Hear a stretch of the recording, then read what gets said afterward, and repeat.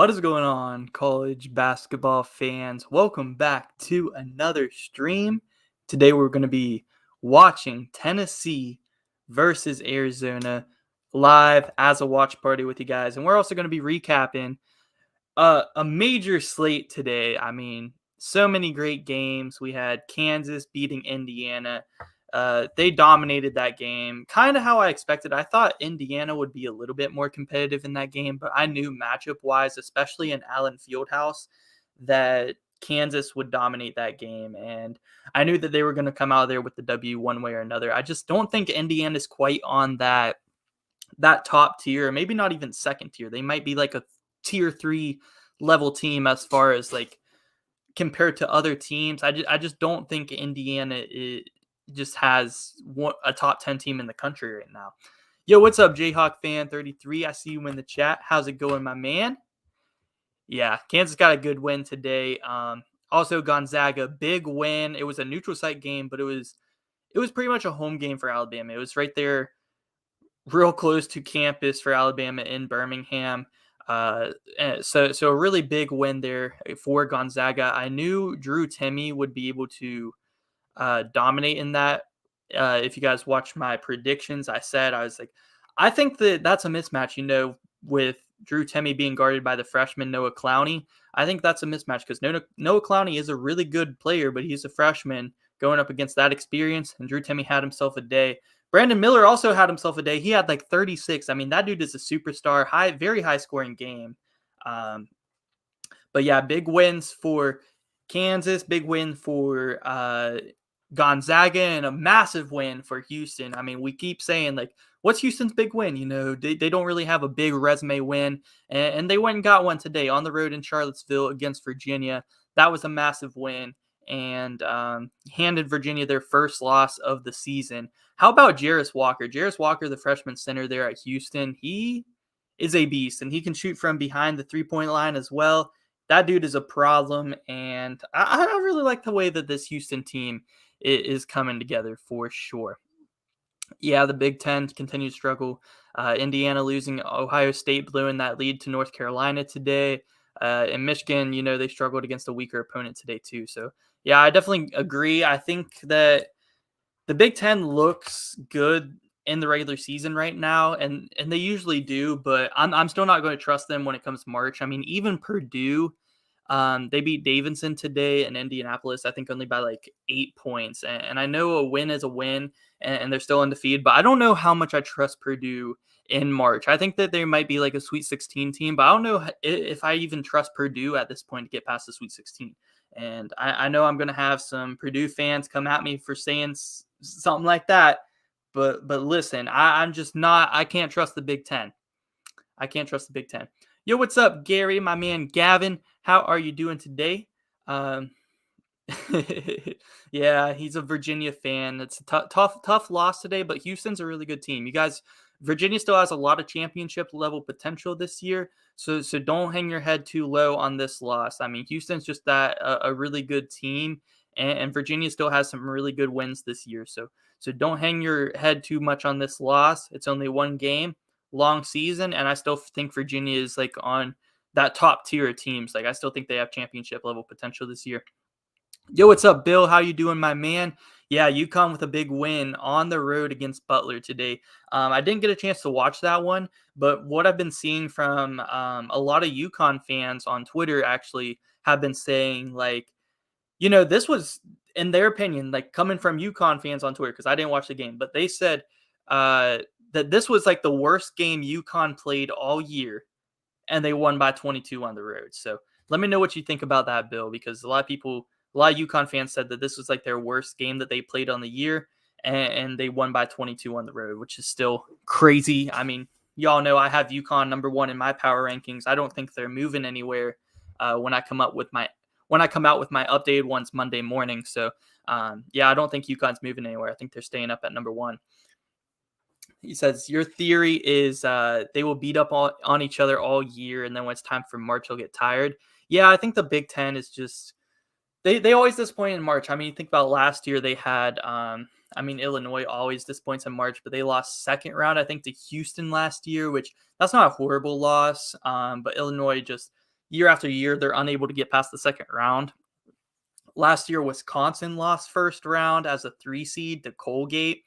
That was terrible. Just some big losses over the years. When Ohio State was a 2 seed a few years ago, they lost to Oral Roberts, the 15 seed. Iowa lost as a 2 seed in the second round with Luka Garza to Oregon, and Luka Garza was going crazy in that game too. Like Purdue, just like year after year. I mean, who was the Big Ten's last Final Four team? Was it Michigan in back when they had Jordan Poole and them boys, like when they made the national championship game? Was that the last Big Ten Final Four team? I'm probably missing somebody. I'm definitely missing somebody, but yeah, the Big Ten's really been struggling in March Madness, man. Yeah, the only one who really makes it far is Michigan. Even last year, they were like a 10 or 11 seed, and they made a little bit of a runs. But Michigan's a good. Michigan State sometimes makes a run. You never count out Tom Izzo, but Michigan and Michigan State don't really look like they're built to make a run this year. Not this year. So, yeah, Michigan State 2019. That's right. Okay. So that was 2018 when Michigan made the championship, lost to Villanova. Michigan State 2019. Yep, that makes sense. Okay. Um, yeah, UCLA is pretty good, man. UCLA got a big win over Kentucky in the Big O today. Oscar didn't really play that great. I mean, he was killing it on the boards, but he didn't score that much. But UCLA is nice, man. Jamie Jaquez and underrated Jalen Clark came out of nowhere this year. Jalen Clark is a dude, man. He's a problem. He had a big game against Maryland, and he had a pretty good game today. I really like Jalen Clark. You said 4-point game with 7 minutes to go for UConn before they finally opened it up. Went on a big run then because they ended up winning by 22. Yeah, so that explains why people were saying that it was kind of like UConn's worst game, but they still pulled away there at the end and got it done. So still, I mean, UConn just a problem, man. They're always capable of, like any time in the game, going on that big run that they need. So that's such an important thing in basketball, though, when you think about it. Like, in my opinion, basketball at all levels, pretty much, especially college basketball, though, is a pure game of runs. Like, each team is going to have their runs. Who is going to have the bigger run and who is going to have the last run? That's often what it comes down to. And I personally believe in that fully. Like, basketball really is a game of runs. You have to be able to respond to runs, because if you get punched in the mouth, like you got to swing one back. You got to be able to take a punch and answer it. And yeah, man, that's very important to do. And when you're able to go on a big run like that with 7 minutes to go and kind of like wake up and be like, all right, yeah, it's time to turn up and really put these boys away. That's really important. So UConn stays undefeated. Their first Big 12 matchup, I'm pretty sure. But yeah, yo, what's up, Trey? How you doing, man? He says, played with Isaac McNeely of Virginia. He can shoot. Oh, you played with him? I know he's he played for West Virginia High School, because didn't he win a state championship in high school for West Virginia? So I know Isaac McNeely. Definitely seen a lot on him. Being from West Virginia, he's a 4-star recruit coming out of the state. So yeah, I definitely have my eyes out on him.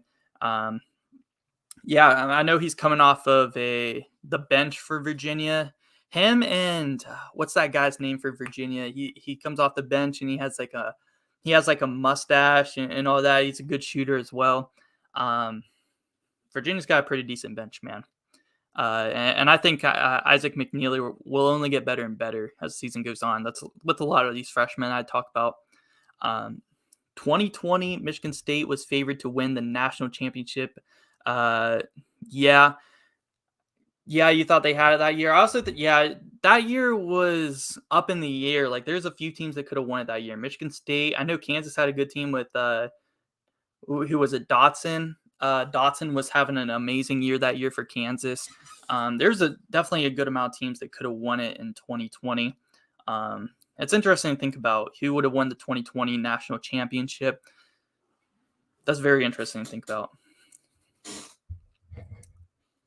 Honest question. When does Kentucky say Coach Cal isn't the guy anymore? Yeah, I was thinking about that today. Like, I've seen a lot of Kentucky fans really starting to get fed up with Coach Cal, because Yeah, they got the big win over Michigan, but they didn't really win by that much. And how good is Michigan really this year? And they just haven't been able to win big games this year, like at all. And even last year, they got to a 2 seed and wasn't even able to get one win in the tournament. They lost to St. Peter's, man, allowed them to go on a big run. Like that shouldn't even happened.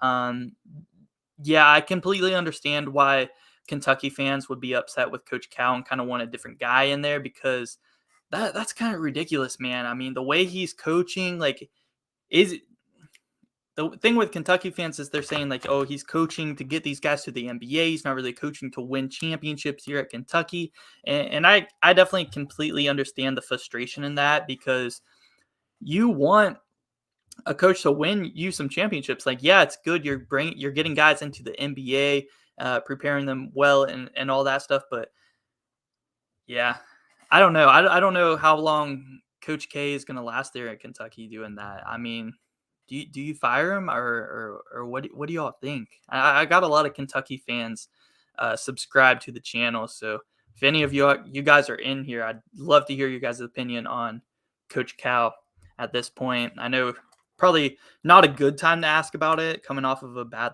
or a loss in a big game, but I'd love to hear.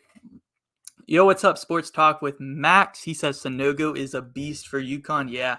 Um, everybody's kind of been eating for UConn, but I heard he definitely had a big game today and one of the best centers in basketball. Let's not forget that. I know that we always talk about UConn's bench and other players that have been stepping up, some good freshmen, Tristan Newton, some good guard plays, some good shooting there. But you can't forget about Sanogo. You can't forget that he is one of the best centers in college basketball. So, yeah, dude is a beast, 100%. Um, Yo, Gavin, you don't think North Carolina is good, even though they got a good comeback win over Ohio State today? I mean, how about that shot from Pete Nance? Pete Nance hit a turnaround fader with like what they were passing in. It was like 1.5 seconds left, and he was able to get it to fall and force overtime, and then North Carolina got it done in overtime. Is that kind of the win that kind of gets North Carolina back on track? I could see that happening for sure. Um, but we'll see. I expect North Carolina at this point to be around like a 5 seed or maybe a 6 seed. By the time the season's done, I expect them to be around like 4 seed at the highest. Like I don't think they get back up to like that 1-2 seed discussion, but I think 4 to 6 seed. That's kind of where I'm expecting North Carolina to land come March. But we got about 17 minutes till Tennessee Arizona tip off. I'd love to hear your guys' predictions down below. I had Arizona winning this one actually by like 10 or 12 points. Like I think Arizona's going to run away with this one. I think Tennessee's defense is going to have to, play really well against Arizona on the road if they want any chance in this one. I feel like I think Arizona's going to take this one. I'm pretty high on Arizona though, so maybe I could be a little bit blinded because I'm pretty high on this Arizona team. So I'd love to hear your guys' predictions for sure.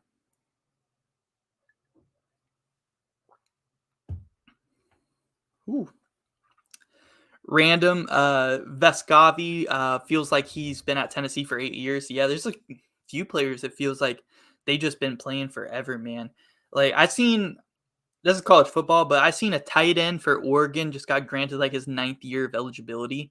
Like I don't know. That's crazy. You're going to play 9 years in college. He probably had some injuries. He had the COVID year. He was redshirted, and somehow he's got a 9th year of eligibility. Like, how old is this guy? How old is he? Um, that is crazy, man. That is absolutely crazy. DJ Wagner, Kentucky commit, met him a couple of times. He is the real deal, so maybe he can save his butt. Yeah, DJ Wagner is a beast. I mean, Carson Wallace, the freshman this year, is really good. But DJ Wagner is another really good player. They're set up to have a really big class this year. So can that class come in and kind of save Coach Cal? I could even see this year's team making a little bit of a run. Like if they make the Sweet 16 this year, Kentucky with Sheboy and Wallace and these boys this year, I don't think they're gonna fire Coach Cal for making like a Sweet 16 or something. Maybe if he loses first round again, if he's like a 4 or 5 seed, loses first round, then maybe. But even then, like I don't know. I don't know if Kentucky fires him. I don't know. I don't know if they ever will. I don't know if they'll actually ever pull that trigger. Like it may be the right thing to do, you know, because Kentucky is such a good program and historic program. Like you could get a lot of good coaches to come coach there. It's a place where you can recruit very very easily, right? So um, I could definitely see a lot of people coming in there wanting to take that job who might do a better job at coaching and trying to win this team some championships. But I don't know if Kentucky's ever actually going to pull that trigger because, Coach Cal, he is a Hall of Famer. I don't know if they're going to fire him. I don't think they will. I have a feeling that Kentucky just won't be able to do it. Yeah, you said you don't know if they fire him, but they need to fix some things. Also, Bill Self said he doesn't know how many more years he's going to coach. Man, that's actually surprising because, like, how old is Bill Self? Because he doesn't look that old, and he's probably older than he looks. But you'd think that he'd have some good years still left in him, considering like how long these other coaches have coached like Coach K, Roy Williams. They've coached till they were really old, man. So I'm surprised that Bill Self said that, but Kansas is a good they're a blue blood program. They'll get a good guy to come in there, a young up and comer, or a guy who's been doing a good job at another Power Five conference school. Bill Self is 59 years old. Okay, so he is older than I thought. I was thinking like 53 range, so he's a little bit older than I thought. But yeah, 59. Just looked it up. Yeah, I could see him, wanting to retire soon. If he's got plenty of money. He just won another championship, so maybe he's thinking he got his next championship. That was the goal. I'm kind of just going to play it by year now and see how long I want to go. So I could definitely see that being what he's planning on doing there. Yep, game is in Tucson tonight. It's in Arizona. Should be a good environment for this one. I got Zona by, I forget how much I did in my prediction video. I think around 10 or 11. I think they're going to win pretty decently. I think there's going to be a point in this game where Tennessee's just not going to be able to answer these Arizona runs, and Arizona's just going to outscore them. It comes down to that, like similar to how Arizona did to Indiana, So, yeah. Great coach, but for the team he's coaching, just meh. Yeah, Coach Cal, he's won championship, so it's hard to really. It's just as of late, he just hasn't been doing that good. I think he's going to stick at Kentucky, man. I don't think they're going to fire him. I don't think he's going to leave. I think he's doing, he's still putting people in the NBA. He's still going to have like these insane recruiting classes that are just going to push him all the way to deep into the tournament. And yeah, man, I don't think I don't think he's going anywhere. And I think Kentucky can. We'll be able to make some runs over the next few years. They got a good recruiting class coming in.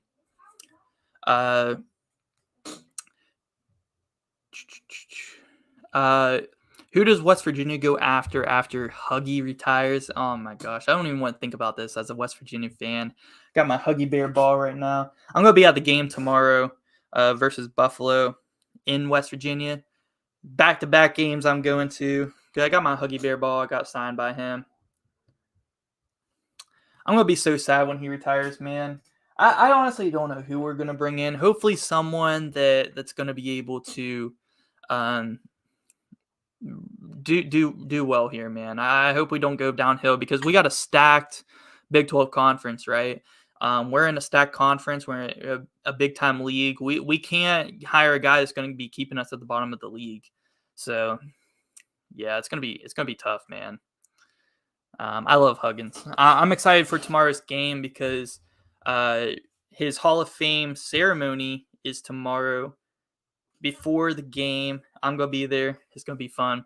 I'm pretty sure it's like a sold out game versus Buffalo just because of his Hall of Fame ceremony. So that's going to be awesome. A sold out game versus Buffalo. Rest in peace. Rest in peace to the Bulls, man. I mean, you're playing. Not only do you have to go on the road and play West Virginia, but it's going to be a sold out crowd in the Collie. That's tough. That's going to be tough.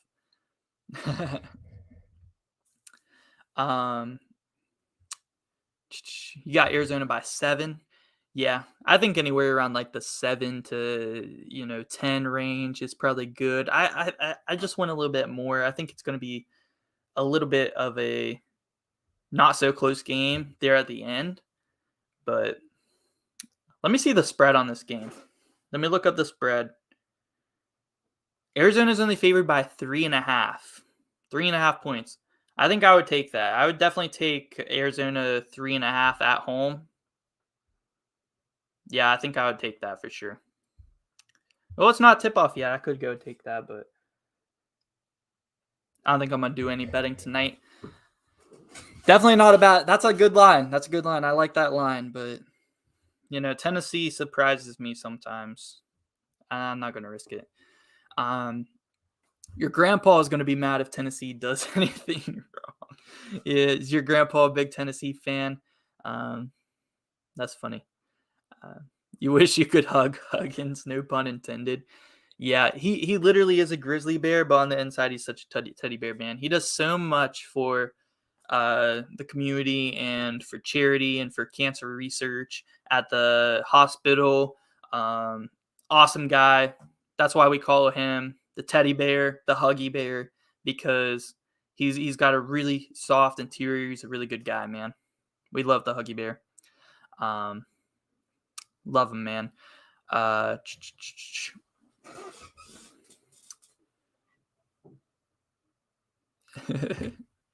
He's a Texas fan. Yeah, the game should be starting here soon, about 8. I got it up and ready. They're recapping some of these other games. I'm sure there's another game we didn't really recap yet. I guess we talked about Coach Cal, but we didn't really talk about the game. Yeah, we did. I talked a little bit about UCLA. How about Houston, man? Houston beating Virginia on the road in Charlottesville. That is like a huge win for Houston, and that's kind of what they were missing. They were like Houston. They kind of look like a championship level team. They got a good coach there in what's his name, Kelvin Sampson. So really one of the best defensive teams in the country. They're just missing kind of like that marquee win, and what a win to go into Virginia and defeat the undefeated Cavaliers. But Houston got one of the best backcourts in the nation, man. They got Sheed and also Marcus Sasser. That's a really good combo, and Jarris Walker is getting better and better each game. I'm really liking what I'm seeing from Houston. I think an underrated bench as well. So yeah. Yep. Yeah, I am currently student at West Virginia. Yes, I am. Getting 4 on DraftKings for the line. I feel comfortable with that. I'm pretty confident Arizona's going to win this game by at least 5-7. Like I could see that, but I could see Tennessee surprising me. So I'm gonna stay away from this one. I gotta be disciplined, Dannyology here, and stay away from that one. But yeah, I saw that line and I kind of perked up a little bit. I almost took it for sure. Yeah, Huggy is a great man. He's a great guy. I'm so excited to watch his Hall of Fame ceremony tomorrow at the game. It's going to be awesome.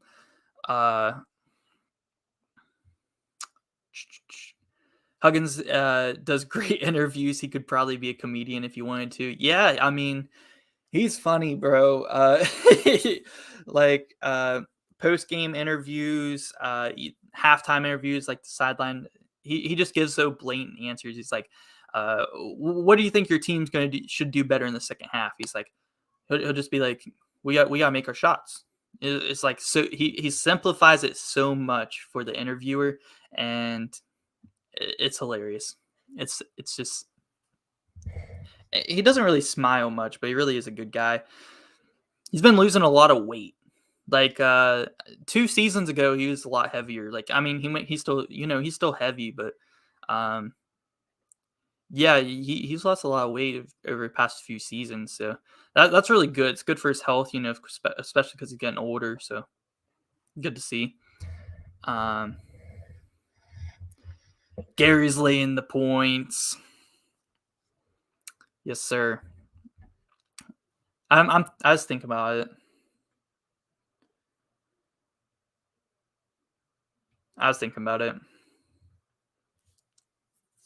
I laid him on Kansas today. That was easy money. I knew Indiana was not winning in Allen Fieldhouse. Like I already thought like Kansas, Indiana, that's a really good matchup for Kansas. I don't know if Indiana has enough. And then you factor in Allen Fieldhouse, one of the hardest places to play in college basketball. Yeah, I laid them, man. Cash that one out. That's easy money, though. We know that. We know that's easy. Yeah, Mike Leach of basketball. He really is like just kind of like those sarcastic, like short answers to the interviewers. Like they really are very similar, for sure. Rest in peace, Mike Leach. Already laid and raised it to 6.5. So now I need them to win by 7. Man, it went up that fast already. On DraftKings, he said. Yeah.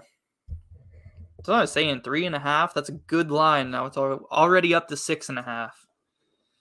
So if you got it at 3.5, you're probably feeling pretty good. Houston sucks. Nah, Houston's nice, man.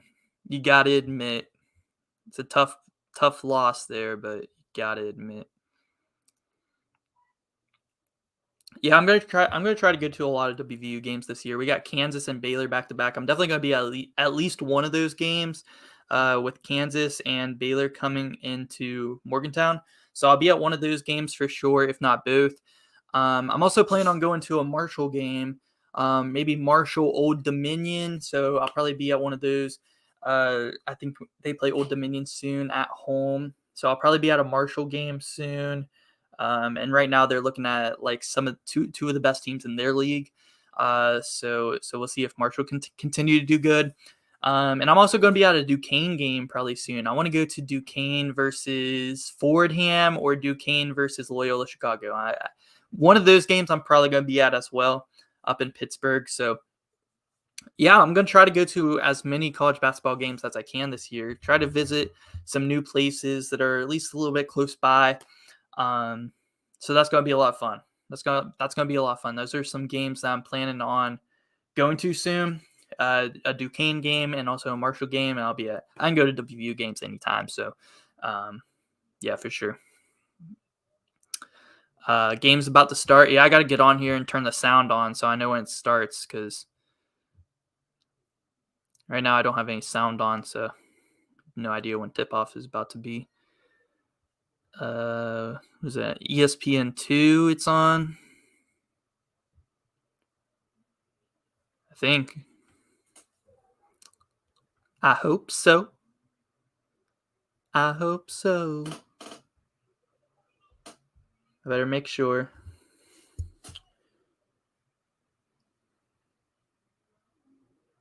Yep, ESPN2.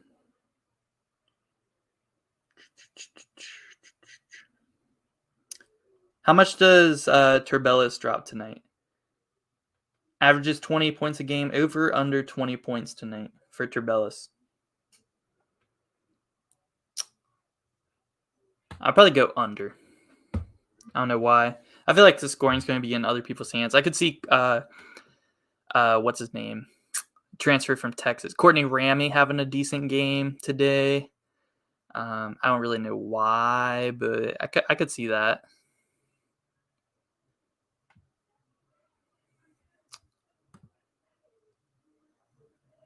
He's a guy who can give you a good game every once in a while. So But Tennessee's got some good defensive guards. Zakai Ziegler. I like Zakai Ziegler. He's fun to watch because he's shorter. Um, shorter compared to like these other basketball players. So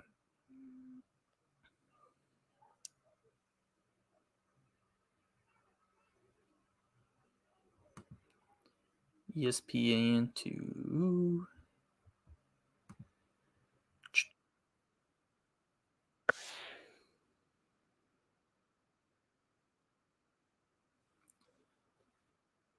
LSU is really bad. You don't know how they're 8-1. They got KJ Williams and them boys, but I don't know. I think they're going to start go downhill a little bit in SEC play. Um, but we'll see. Yeah, game's about to start. Let's go. Yo, what's up, QT? Memphis barely escaped. That was close. Who did they play today? There's been a lot of big games I've been watching today. Um, I missed that one. Who'd they face? How to go, man? Give me a good update. Trying to stay updated with all the teams here. There's so many games today. The line is still at 4. Just raised it on my own up to 6.5. So okay, I got you. So we raised it on their own. So a little looking for a little bit of a better payout. So I honestly like that risk though. I think it could pay off for you. I hope it does. Anyone watching the NFL game? No, I seen Bills are playing the Dolphins. Is it snowing in Buffalo right now? Is it snowing? Probably is. You go under that no one reaches 70. Ooh, I don't know. Arizona at home. Arizona's a really good offensive team, but also Tennessee could slow them down. So I could definitely see that.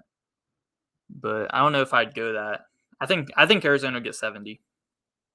All right, we got tip off. Let's go. Oh, Memphis played Texas A&M. Well, Texas A&M's a decent team. They haven't been playing that good this year, but they got a decent team there, a good coach and Buzz Williams. So you escaped that one. That's the important thing. You got a good win over a Power 5 team, a Texas A&M team that a lot of people I mean, I expected preseason that they'd be like a bubble team again and potentially get into the tournament, so alright, let's see. Arizona starting off with the ball here. Already some nice hands there by Tennessee poking the ball, but a good find. There's Courtney Ramey. 3 ball. Hey, what did I say? What did I say? Right before the game, I could see Courtney Ramey having a good game, and right off the bat, he hits a 3. I don't know why I kinda have a feeling it's like Courtney Ramey might have a good game today. I don't know. But right back, Vescovi, 3-3. I don't know. You still think no team should get in 70? I mean, they both just hit 3 right off the bat.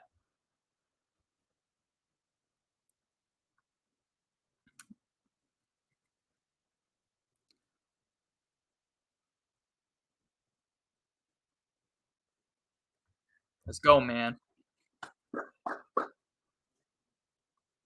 Krista Kerr or Kerr Krista. This guy is a good shooter, man. I really like Ballo for Arizona center. I think he's an underrated center. There's Ramey again. Don't do it to him. Okay. But offensive rebound, Turbellis, man. Turbellis underrated. Like I have him as number 2 in my player of the year candidates right now, just behind Zach Edey. I think he should deserve some more recognition for what he's doing for such a good team this year. Vescovi, a deep one. Deep check. Ooh, okay. Vescovi came to play. 2 back-to-back threes to start us off here. Lighten it up. Lighten it up. All right, giving it to Ballo in the high post here. I'll get caught up with the chat too, by the way, guys. Nice drive there and a tip in by Ballo off offensive rebound. Tennessee got to block out. Tennessee's got to do a better job blocking out. But a good pump fake. They're answering the points, but if they blocked out, they saved 2 baskets right there. They gave up 2 baskets from offensive rebounds already. 8-7, Tennessee's up. Tennessee looking better offensively than what I expected, honestly. Yo, what's up, Jalen? How you doing? Hey, I appreciate it, bro. I appreciate it a lot. I'm excited we're hit 2000. We're gonna keep grinding. Let's go. Let's go, man.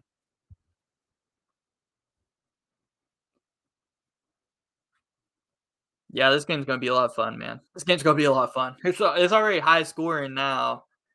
I was not expecting this. I expect both teams to go on a little bit of a drought and then pick it up. It's gonna be a game of runs. Let's see who can make the most runs. Most games are. Could say that about a lot of games. That's gonna be out on Zona. All right, let's go. Tommy Lloyd, second season. He's done a good job, man.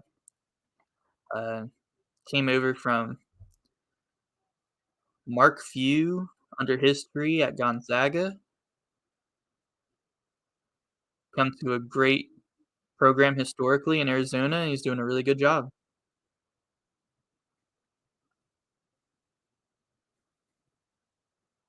Well, that was a nice move. Okay. Dang, they're gonna call a tech on him? I don't know about that. I mean, he was talking some trash. Tennessee center got a few early buckets here, but that tech, that is not what you needed after a good move. Yeah, yeah. He was in his face, and Ballard was just kinda, like, taking it. He wasn't talking back or anything. He got bumped. Yeah, yeah. I agree with that technical, actually. I mean, you could say it's a little bit soft, but nah. I don't know. I probably agree with that. Yeah, Tennessee's winning right now 10-8, but Tennessee just got technical, so Arizona's shooting its second free throw here, and they made it, so they're down 1, now they get the ball again because of the tech. The coach was on the court the whole game, and they didn't give him a tech. Buzz Williams was in the Memphis game. Yeah, I mean, yeah. Some coaches do that. It depends on the ref really. Some will give them a tech, and some won't as long as they're not like interfering with any play. Really,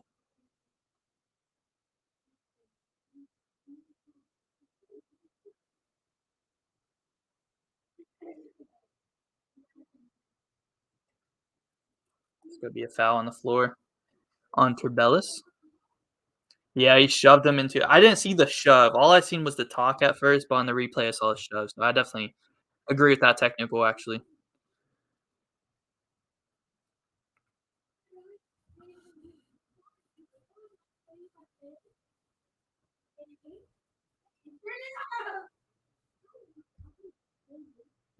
you may not know which conference is refing. I mean, the way you're saying that, yeah, I'm guessing. You know, it's probably not. They probably chose a different conference to ref this game. I'm guessing it's Big 12. Now that you say that.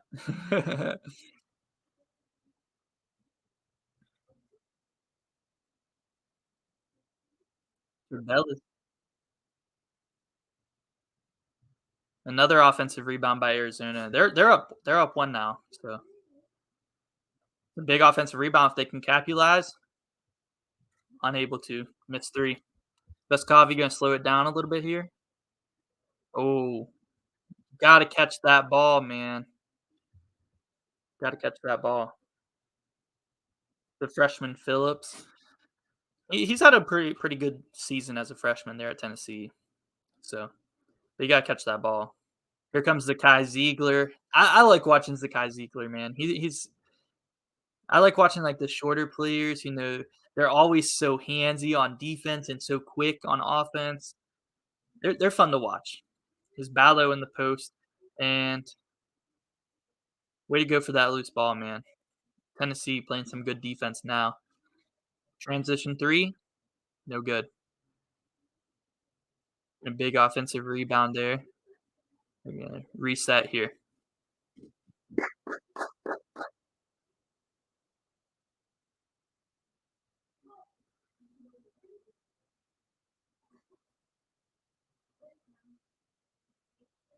Whew. That's gotta make that one. Tennessee had a good floater. They were unable to capitalize on it. Good hand there by Ziegler. Oh, what a move there by Balor, catching the oop on the left side, but then going, coming down and then going reverse. I like that. I like that. That's a good finish. That's a smart play by the big. He's 3 for 3, 6 points already. The atmosphere is lighting up. Vescovi unable to silence him there, and Arizona early run here, up 3 with ball. Extra pass, corner 3. This place was ready to explode if he made that. They were ready to explode if they made that 3.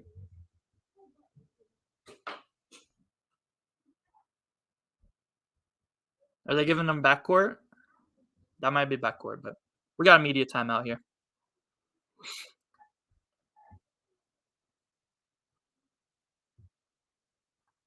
Um, 2 SEC refs and a Big 12 ref together.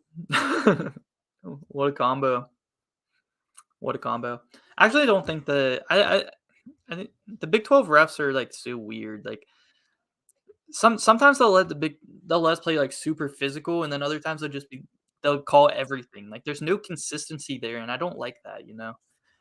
That's the only thing with Big 12 refs, like, if you're gonna let us play physical, like, let us play physical, like, don't be so inconsistent with it. He was gonna go to the game last year, but, your dad just didn't wanna buy tickets. Hey, it'd be like that, man. It'd be like that. Played a great first half and a terrible second. You hope Arizona destroys UTA. You know it, man. As a Memphis fan, you gotta root for Tennessee's downfall, man. But I guess you can always kind of rely on Tennessee, you know, not really performing in March because they never really get that far in March, no matter how good of a team they have. You know, past few years they just haven't been doing good. So I can't trust them at my bracket this year, especially with what I saw in this year. They already kind of look inconsistent, even though they've kind of been winning some games. They beat Kansas, but you know, they're still inconsistent to me, like throughout the games. Like they were blowing out Maryland, and then all of a sudden they just like stopped scoring, and Maryland almost came back and beat them. Like that was really bad. I don't think Tennessee is getting. I probably pick Arizona, or I probably pick Tennessee to lose pretty early this year in March.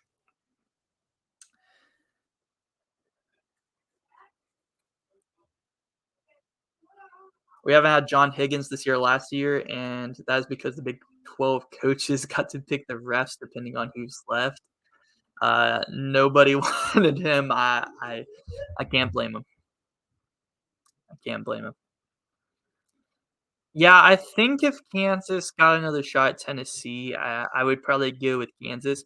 I think Kansas was kind of like they needed a wake up call, and they got it with Tennessee because like the game before that they almost lost to Wisconsin, right?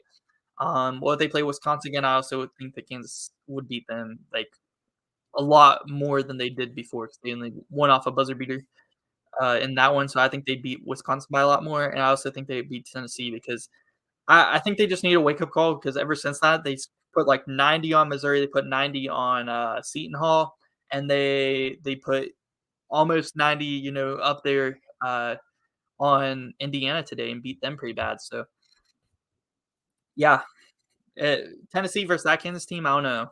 It would be a good game, but it depends on what Tennessee team you're getting. You know, they're very inconsistent.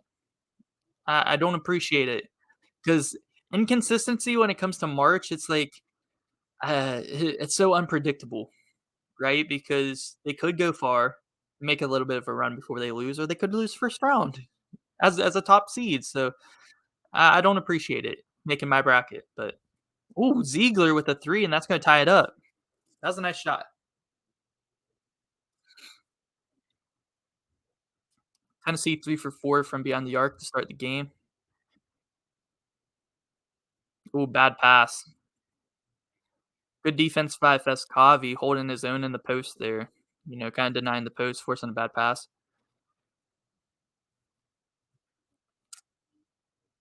Yeah, that's a great shot. They showed the replay. Krista's gotta step up there. You can't give shooter room. You got to play on ball defense. You know, deny.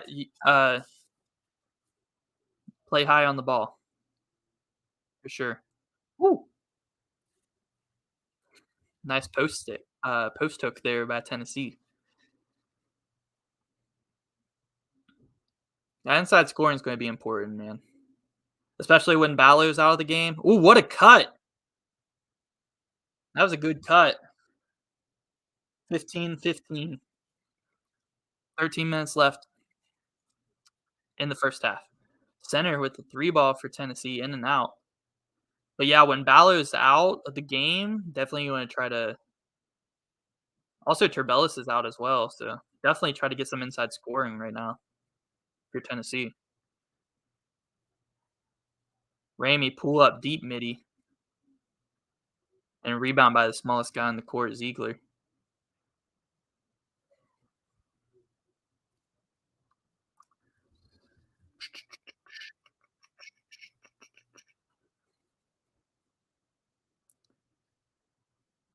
Yeah, yeah. A lot of teams were tired after the tournament.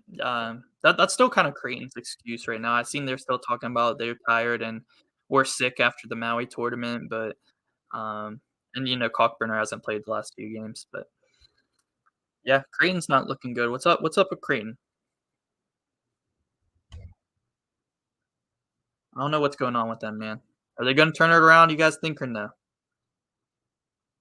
Back to the post, and that's off the mark. And you gotta get Ballard back in there soon if you're Tommy Lloyd. The big forced the miss and just couldn't secure the board. You gotta get Ballard back out there as soon as you can. I'd say.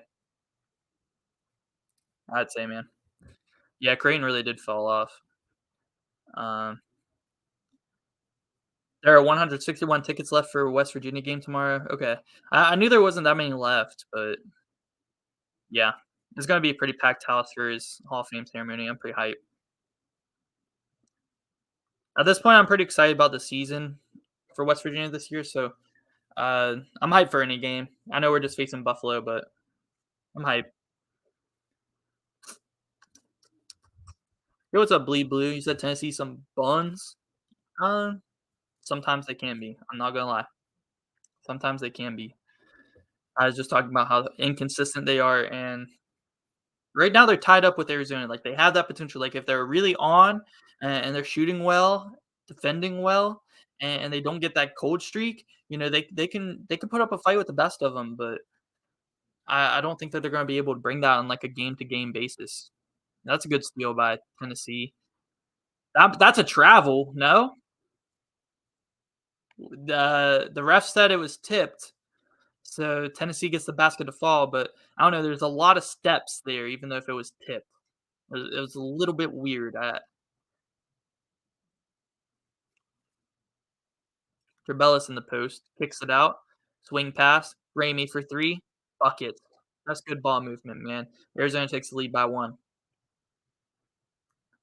They're good defensively for sure. Yeah, that's what I'm saying, man. They're really good defensively, but sometimes their offense, like you can be really good defensively, but sometimes your offense just got to put up buckets. That's a nice step back mid range by Ziegler, and Tennessee gets the lead back. There's a lot of lead changes early in this one, but yeah, sometimes your offense gotta provide some points as well, or like they almost blew the game against Maryland. That was the one I think about, and then their only loss is to Colorado. Like they're that inconsistent. They can lose to some teams like Colorado, but then play a perfect game against Kansas and play such good defense in that one. Hold them to under 60 points. A Kansas team that's been scoring 90 a game as of late, hold them under 60. Like that's very impressive. Like this Tennessee team definitely has potential, but I don't trust them come March. I just don't.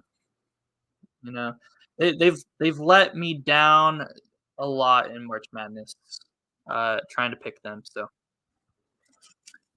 nice little break there.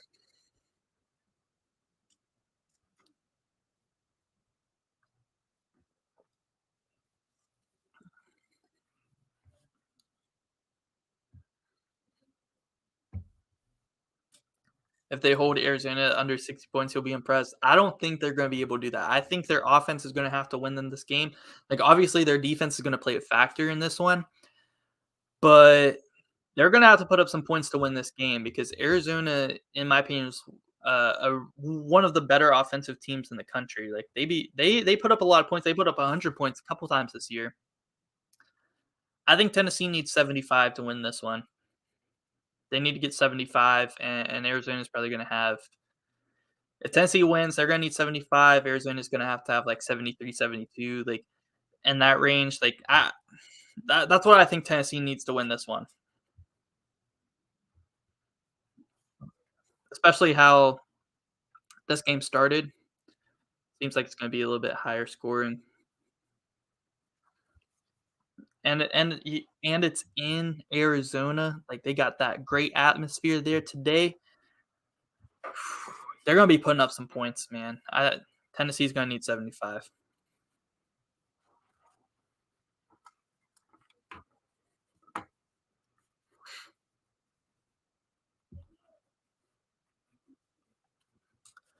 Who I think would win if UConn played Purdue? You would go UConn. Purdue should not have gone to OT against Nebraska, and we beat them by like 15. Yeah, I would go UConn as well. I kind of talked about this, and I think it would be a really close game. But I think not only Sonogo would be able to, be able to guard Edie and at least try to slow him down, but also the backup center Donovan Clingan, the freshman. He is 7 foot one.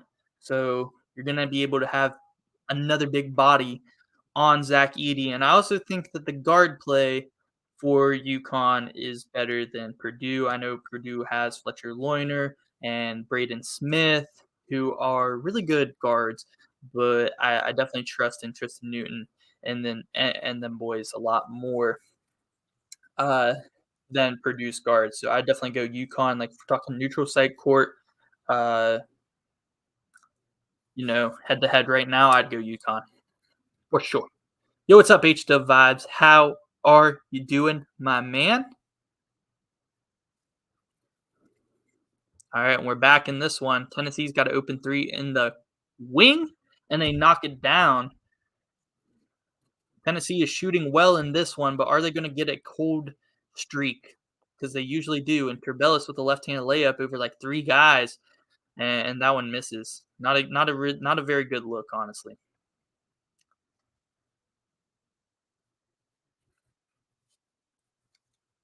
West Virginia laying 19.5 tomorrow. If I had to pick a side, I'd probably pick them to lay it.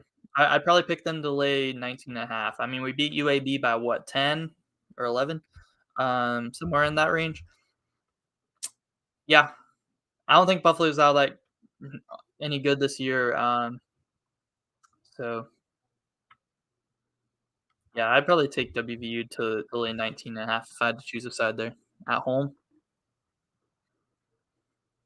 If it plays any factor, I'm gonna be there super loud. So.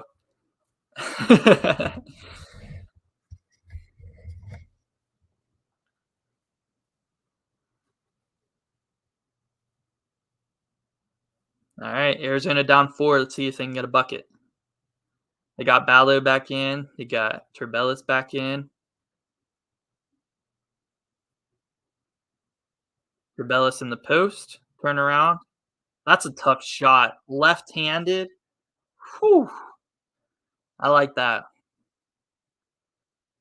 Left-handed out of the post. Kind of a little hook floater. Good ball movement by Tennessee. They get it in the post. And the center, who got the tech earlier after a quick few baskets, gets another one here today. He's only averaging 5 a game. He's already got 6. And that's surprising because Ballet is pretty good defensively. High screen for Arizona, and they throw it away. Wow.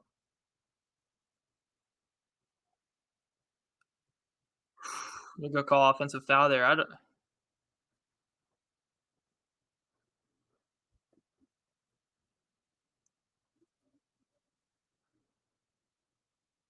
see. Let's see this offensive foul. Never mind. They're not going to show it. Okay. Nice little free screen there, ESPN. Appreciate it.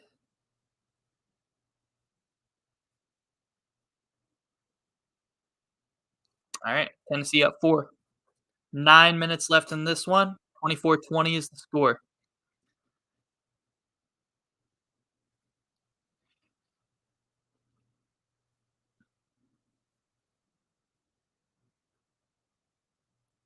Ooh, what a pass to the post, man. Ballo on 3 people, unable to get it good to go. There's a guy in the corner, he probably should have kicked that one out, but there was someone coming to guard that, so, kinda forced that one up. When the help defense comes, especially 2 guys on the help defense, you gotta kick that out even if you woulda had a open shot if they didn't come help. Woo! Tennessee's on fire, but I'm not giving up. I still think Arizona's gonna come back and make a run, especially because Tennessee has its moments where it's just, like, hard for them to score. So I still trust Arizona to come back in this one, but if Tennessee gets a big road win here, I'm gonna be extremely impressed. That's for sure.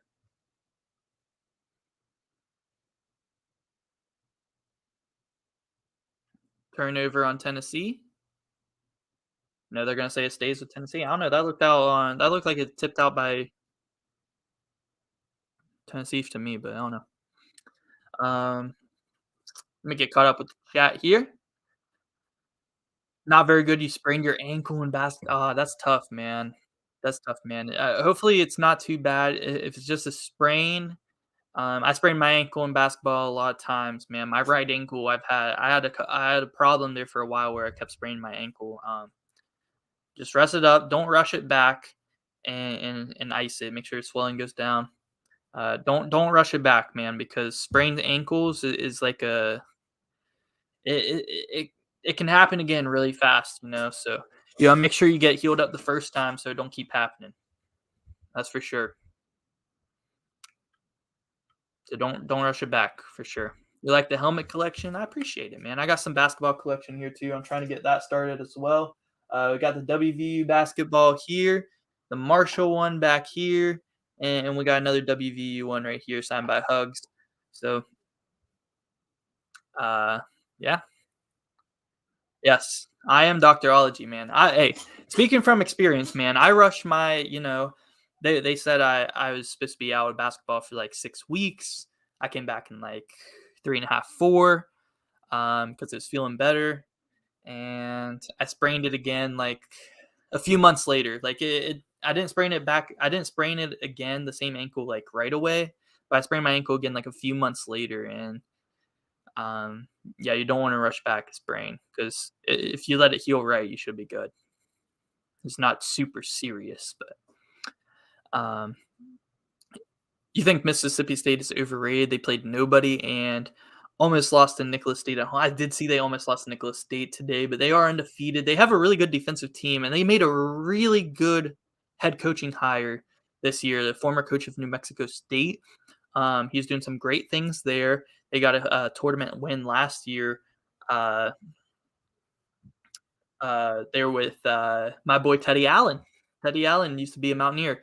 So, yeah, they hired New Mexico State's coach, and he's a really good coach. I don't think this year is going to be a super good year for Mississippi State. I think they're a tournament team, but I agree. I don't think that they're anything too special this year, but I do think that their coach could build something, build a decent team over the next few years. And I do think they will make the tournament this year.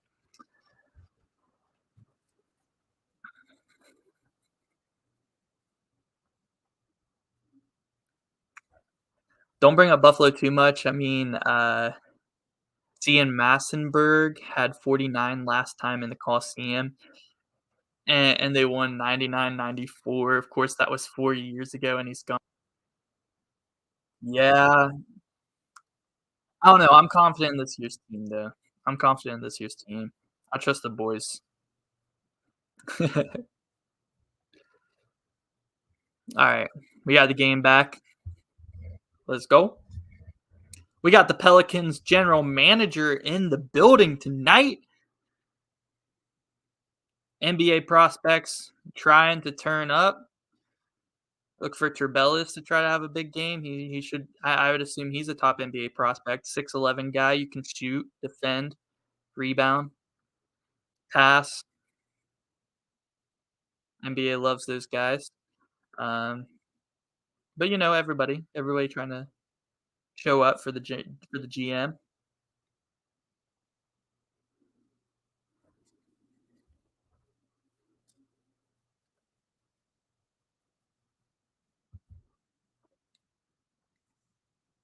Hmm. Charlotte Invitational on Wednesday this week. Michigan, North Carolina playing. Is there another game or is it just one game? Yeah, I guess just one game. That's weird. Who you got if I could talk, who do y'all got in that one, Michigan or North Carolina? It's in Charlotte, so basically a home game there for, uh, North Carolina. Not super close to Chapel Hill, but.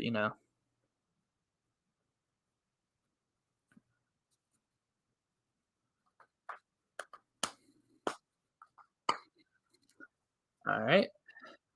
What team do you think has the best defense? That's an interesting question. What do you all think? I think Tennessee is definitely up there. Um, ooh, a nice drive there by Trubellis, and that's gonna cut the lead for Tennessee up, down to 5. I definitely think Tennessee's up there. I think Houston's up there. I think Virginia's up there. I see QT's in there saying Alabama or Houston. I agree with Houston. I don't think Alabama. They gave up 100 today to Gonzaga, and they also gave up 100. I know it was in 4 overtimes, but they gave up 100 to North Carolina. I think Alabama has a good defense when they're at home, and uh, they're a good defense, but I wouldn't put them up there with like the best defenses. Rebellis another layup, really taking over the scoring here for Arizona, keeping them in this game because Tennessee keeps scoring as well. So they're keeping them from really pulling away here. Rebellis is keeping them from pulling away. Vescavi missed mid range, rebound Ballo, but a foul. Yeah, I would probably go Houston, Virginia, both very good, and then also Tennessee. Um, Yeah, those would probably be my top 3, honestly. I think St. Mary's has underrated defense, but, that's mid-major, it's a little bit different, but they played, Houston pretty close. They played Houston pretty close. They outplayed San Diego State, another good defensive team. San Diego State's really good at defense, as I'm talking, Tennessee with another steal, up 5 and the ball, 6 minutes left in the first half, and that's gonna be a offensive foul drawn by Larson. Uh, Rutgers defense. Rutgers has a really good defender. Wasn't it Caleb McConnell? It seems like he's been there forever, but yeah, he's a really good defender. One of the best defenders in the league, really. But he's been there forever. I don't know how many years he's played at Rutgers. Yeah, they also got a Morier Rutgers center. He's pretty decent, man. He's pretty decent. Y'all think Rutgers getting in the tourney this year?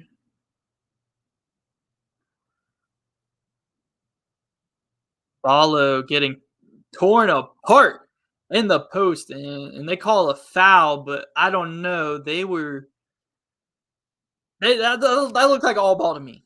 Unbiased opinion, that looked like all ball. Yeah, that definitely probably was a 3-second violation. I mean, he kinda reached over his head to get to the ball, so maybe his elbow, like, kinda, like, touched the top of his head, but he didn't, like, elbow him in the head, it just kinda, like, graced over his hair. Like, I don't know. I definitely think that was good defense, for sure. Even if he got a foul for it, that was good aggressive defense. I like it. I like it. I like it. They're not letting Ballo get going in this one. We've got 2 free throws here.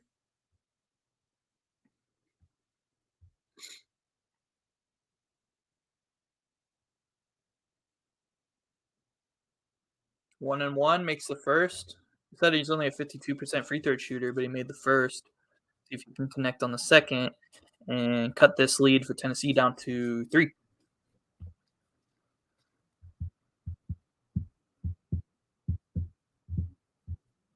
Oh yeah, Mississippi State does have a really good defense, but they haven't really played anybody. They held. Who did they play? They played like a few power 6 teams. I think they beat Marquette actually, so but that was before Marquette really started turning up. But yeah, Mississippi State, even if they are, not that good because they haven't played too many good teams, they definitely still have a really good defense, and that's gonna be a Tennessee, turnover throwing it right out of bounds. I mean, that was a terrible turnover. And that's why you get good ball pressure on the wings. You gotta have good ball pressure on the wings. Don't let them, just pass it around the arc. You can't let the other teams pass it around the arc. Get that good ball pressure, force some bad passes, and you're gonna uh, get some turnovers. Get your team some extra possessions in the game. That's why you play high ball pressure on defense. No easy passes. Don't let them just sit there and pass around the arc. That's gonna be another foul on Ballo, or another foul. They fouled Ballo again. So another 1-and-1.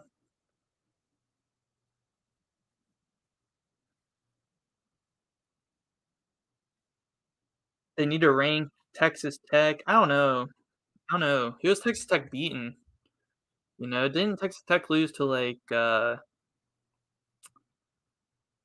I don't know. Have they really been playing that good? I don't know. I think they should rank WVU before Texas Tech. Texas Tech or WVU is 9-2, right?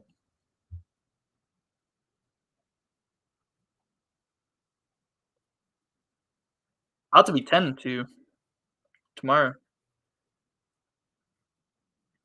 No, we're 8-2. About to be 9-2. We're 8-2 as well. But yeah, Texas Tech, I don't think they played any. I don't think they beaten anybody that good. I know they lost to someone in the Maui, right? But Tennessee up by 2. Arizona crowd on their feet. Need a big stop to continue this run. Tennessee in the post. Good defense. Yeah, I didn't like that shot selection. I did not like that shot selection by Tennessee at all. Rebellis driving. No foul, but a foul on the floor?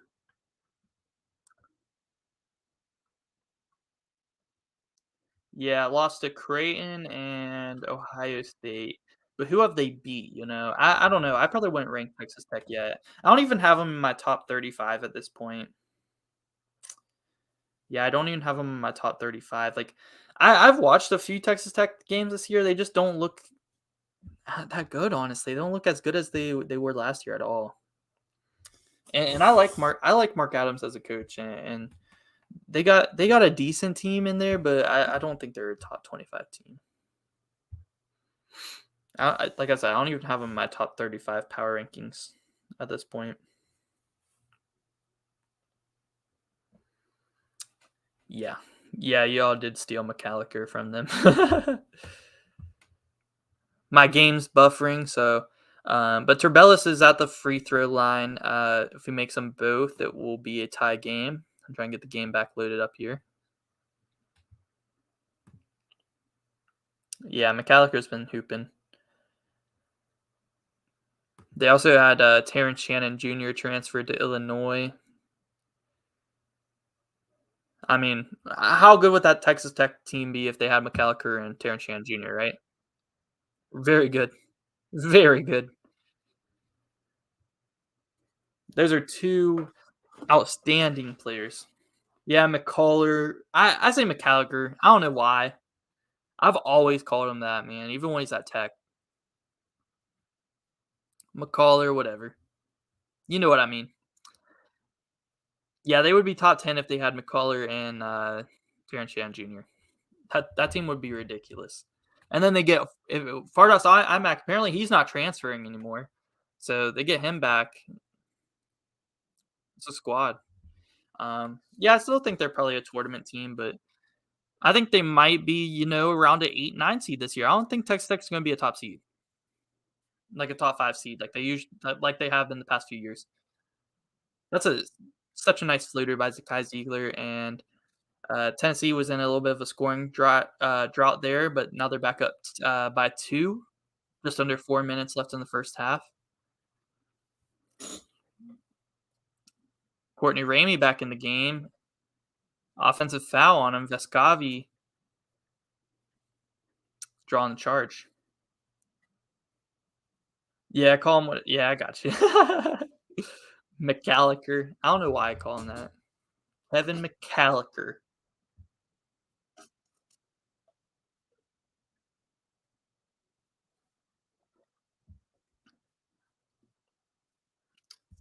Yeah, for some reason I've always still called him that, even when he's at Tech.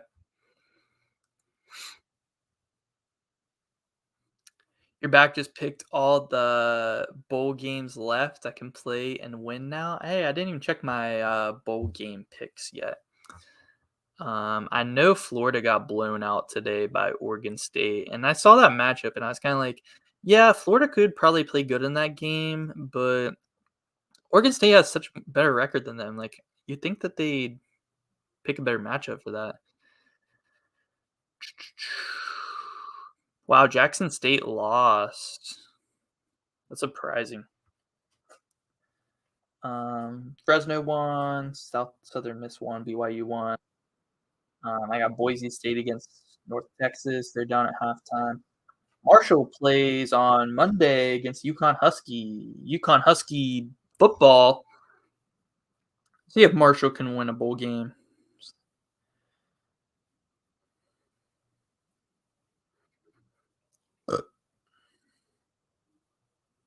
Yeah, I picked the Beavers as well.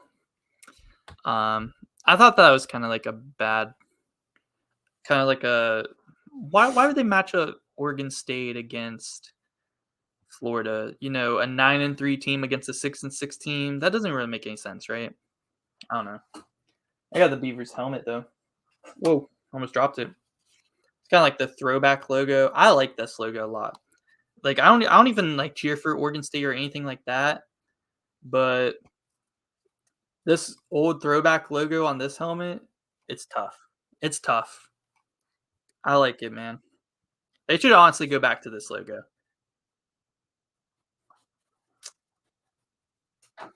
This is my favorite helmet, though, of course. You already know. Signed by Will Greer, number 7. Goated, man. Yeah, it looked better on the due to placement. Yeah, they're just small. You know, probably about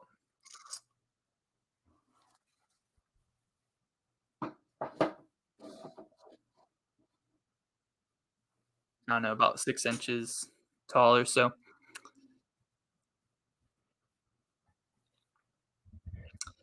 JT Daniels leaving to suck toes somewhere else. Yeah, he wasn't going to be the starter here, so I knew he was going to leave. He wasn't going to start next year. Game's back though on after the break, and let's go. We got 3:46 left till halftime. Tennessee is up 31-29, and they got the ball. Here we go.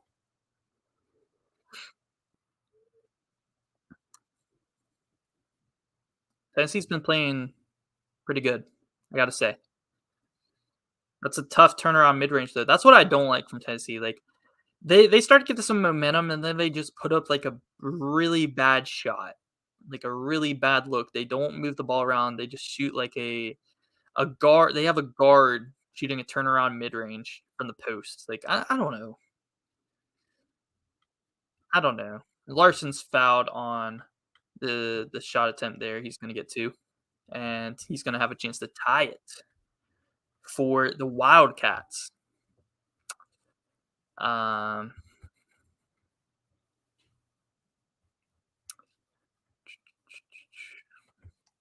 you picked North Texas and UConn plus 12 because Marshall doesn't score much and UConn is decent. Yeah, I could see that. I picked Marshall because like they're my secondary team. I cheer for Marshall on the side with WVU, so it's kind of a homer pick. But I agree. I think UConn plus 12 is a really good line for sure. I probably wouldn't take UConn on the money line, but I definitely think plus 12 is a really good line. Yeah, they take, like, such terrible shots, man, and Tennessee does it a lot. Like, eh and it really gets me mad because sometimes they have really good ball movement. There's a nice floater by Ziegler, um, but they have really good ball movement sometimes, and when they get the good ball movement, they usually have some open shot attempts, and it really frustrates me whenever one guy's dribbling the rock for a while and then just puts up a contested mid-range for no reason, like, I don't get it, man. Ziegler for 3, I thought he was kinda feeling it there, I thought that might go in, but Tennessee up 2. They've held this lead for a while, but it's in jeopardy right here. A 3 will take the lead for Arizona, 2 ties it. Turbellis, tough shot. That one looks like it was tipped by Phillips. Phillips, the freshman, guarding Turbellis, that's a tough matchup for the freshman, but he's not doing a bad job. High pick and roll for Vescovi. Kicks it. Ziegler on the drive. Vescovi pump fake 3. Misses.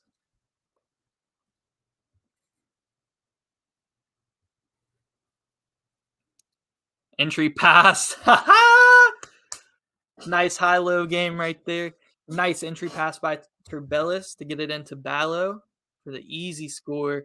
Tie game, 33-33, minute and a half in the first half. Good straight up defense by Ballo.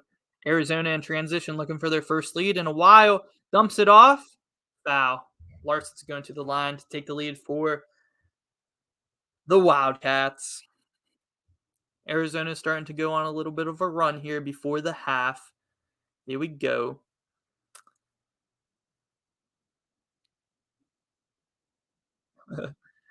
Yeah, Vikings came back 36-3. I did see that. Another Matt Ryan blown lead, right? Yeah. I was in Pittsburgh today for a little bit, and I was actually at a restaurant downtown Pittsburgh watching that game. I was like, "What? The Colts are beating uh the Vikings by like 22 points at halftime?" It was crazy, man. And then on my way back, I was like checking the score, and it was crazy that the Vikings came back and won that one, I think, in overtime. So, yeah, crazy game. Another blown lead by Matt Ryan. They called a foul on Turbellis on that steal. That might be Turbellis' third foul.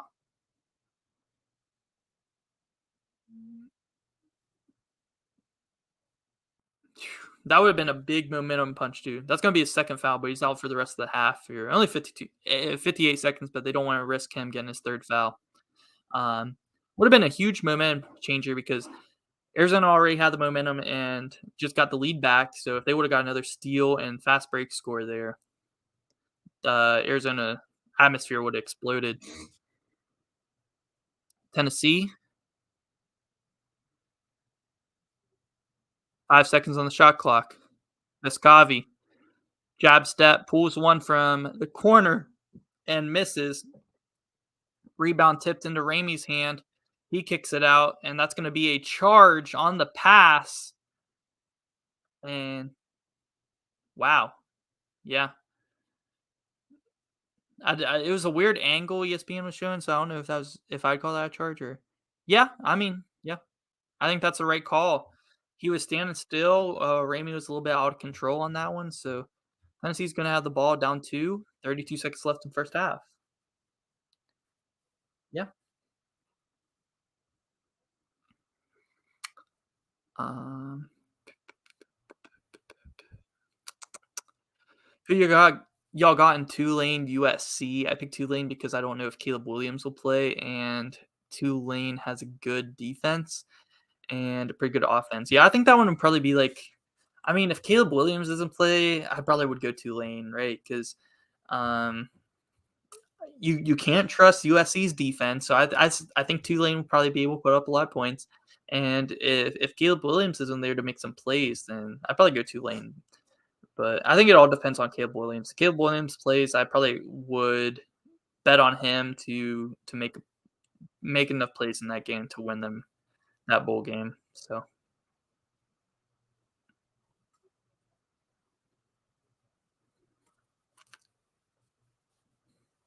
yeah, that's a good point. Like USC's backups probably would play at Tulane, but I don't know. I don't really trust USC's defense enough. Really, they don't tackle good. Oh, Michaela's just my girlfriend. Yeah, we got matching one of these. She has my name on hers as well. Yep, nothing really personal. So.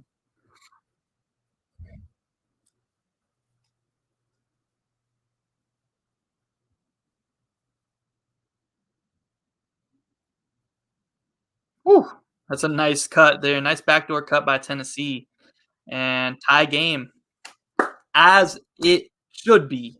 The way this first half has gone, I definitely think this game should be tied going into the half. 35-35. Let's go, man.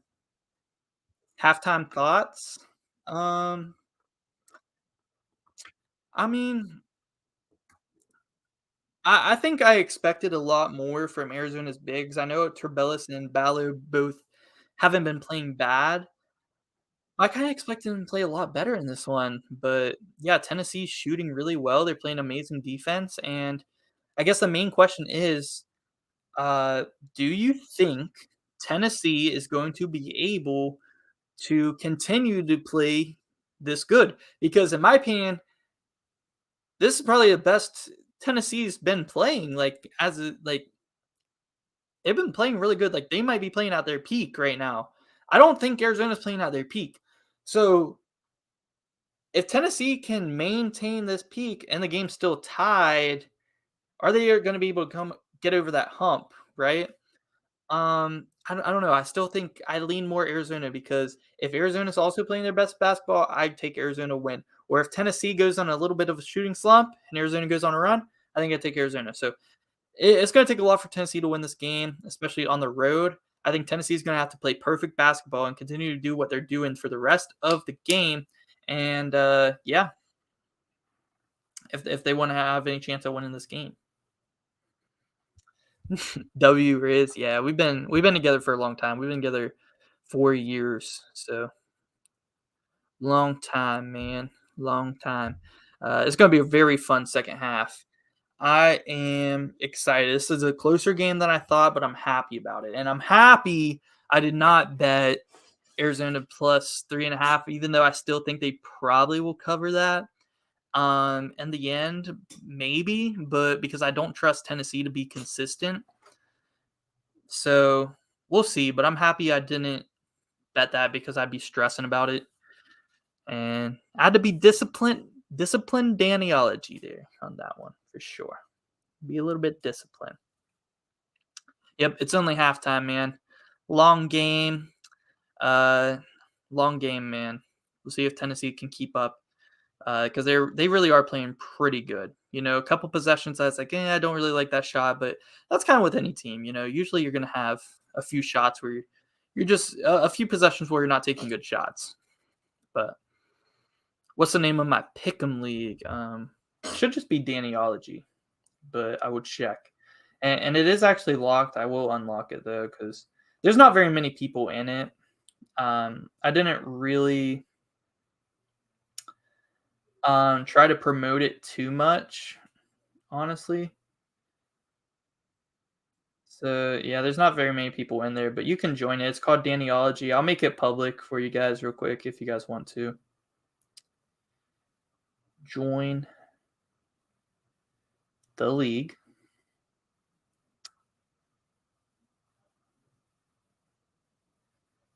All right, save. All right, it's public now if you guys want to. There's only like 8 people in there, but I didn't really like promote it that much. I think all I did was like say it in a few streams and put it on Twitter, but I didn't really promote it in any videos or community posts. So not a lot of people um joined it, but you're more than welcome to.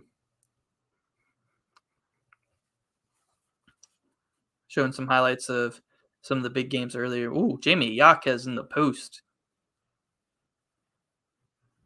Pretty nice.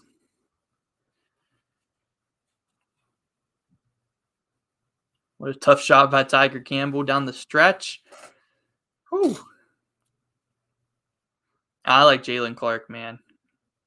He's really stepped it up this year. Really good defender. I like his game. Jamie Yaquez, 19 points, 12 rebounds, and 4 steals. Gonzaga in Alabama. Brand Miller had like 36 today, right? This dude is a problem. This dude is a problem. 36 against Gonzaga. Oh my gosh, he was draining threes. I know Alabama lost, but you gotta like what you see from the freshman. I mean, he's been doing this all year. This is probably his best game. And as predicted, Drew Timme had his way with Noah Clowney. I mean, Noah Clowney is a great player, but he's a freshman, and Drew Timme is just too experienced, and he's too good in the post. And it looks like Alabama didn't even bring in double teams on Drew Timme, so maybe they should have. But it looks like everybody was kind of eating for Gonzaga. You know, if they put up 100, Virginia, Houston. I really like Reese Beekman for Virginia, another really good defender. Um, Houston was hooping today, though. Big road win in Charlottesville. Jarris Walker. I like Jarris Walker. Another good freshman. How about him? Let's go. Twitter link doesn't work. Oh, okay, it does. All right. Uh, yeah, we're always chatting it up on the Twitter.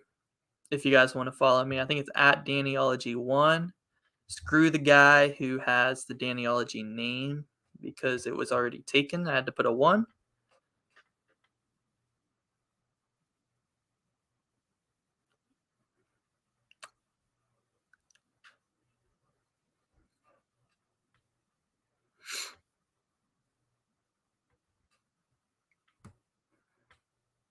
But yeah, definitely follow Twitter. I'm always talking sports, some takes, some breaking news, talking about the games, some of my betting picks on there. Let you guys know when I'm going to be streaming, when a video is coming out, all that stuff on the Twitter.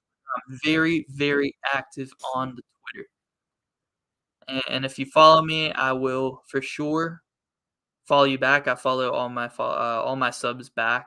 So I love chatting with you guys on there. So yep.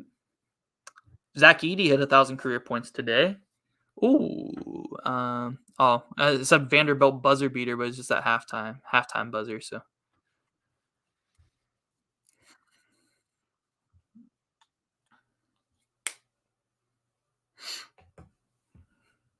but yeah, Zach Edey 1,000 career points. Big accomplishment for the big man.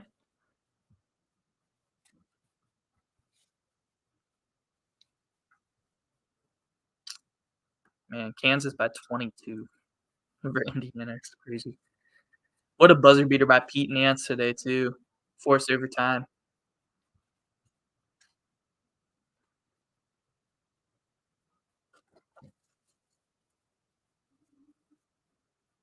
Ooh.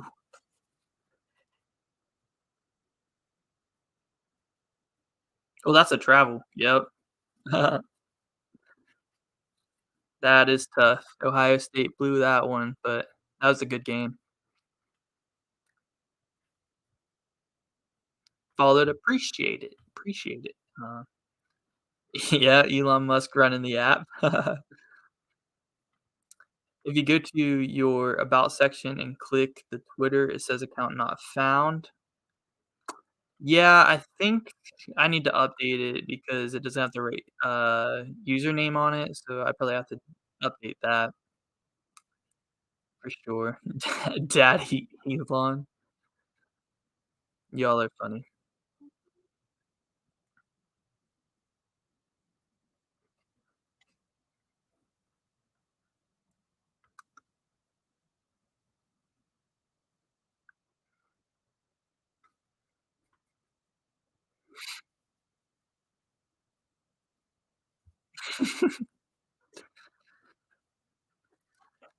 All right, guys, I'm gonna go get something to drink while we're on halftime here soon.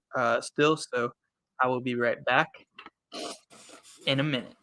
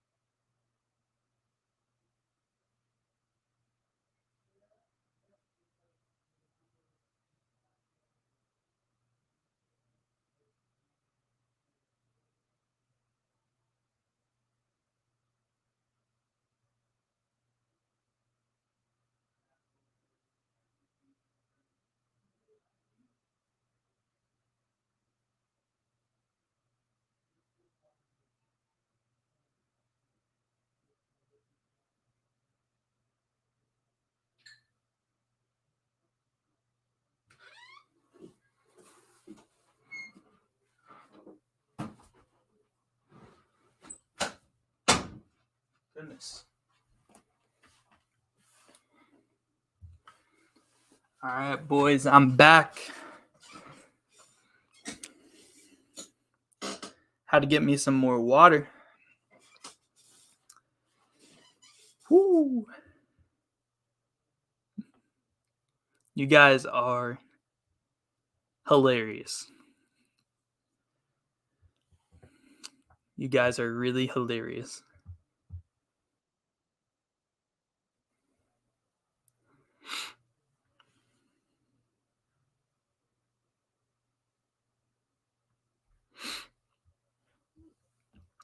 Said K State winning because of their D end over Bama. I don't know. Don't forget about Will Anderson, right? Because Will Anderson and Bryce Young are both playing from what I've seen. But yeah, I'll definitely be cheering for Kansas State.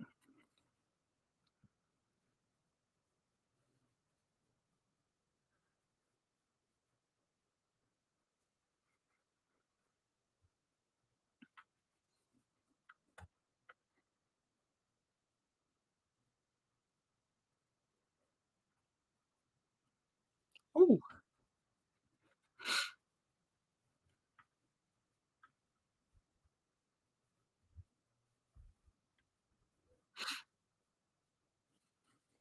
You hate K State, so Bama. Um, yeah, I appreciate it, Jayhawk fan. One TikTok explode and boom. Yeah,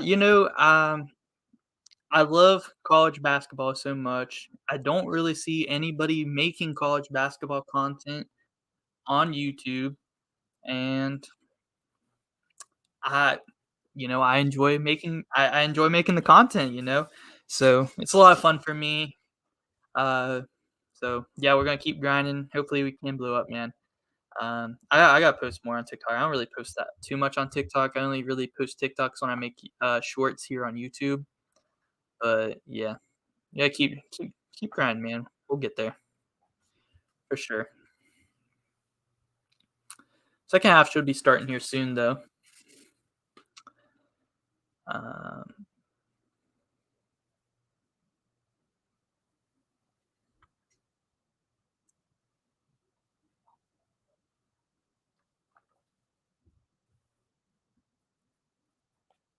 it has been a long halftime. should be starting anytime now. I mean, I'm excited though because like it feels like the first half went by pretty fast because there's actually a lot of scoring. It's a close game. I, what are your guys' predictions here for the second half? You think Tennessee's going to be able to maintain this level of competition here, the way they're shooting and the defense they're playing? Are they going to be able to maintain that or no? I'd say I think they're going to go out on a little bit of a slump at some point, and Arizona's going to make a run that's going to put them ahead, but could be wrong.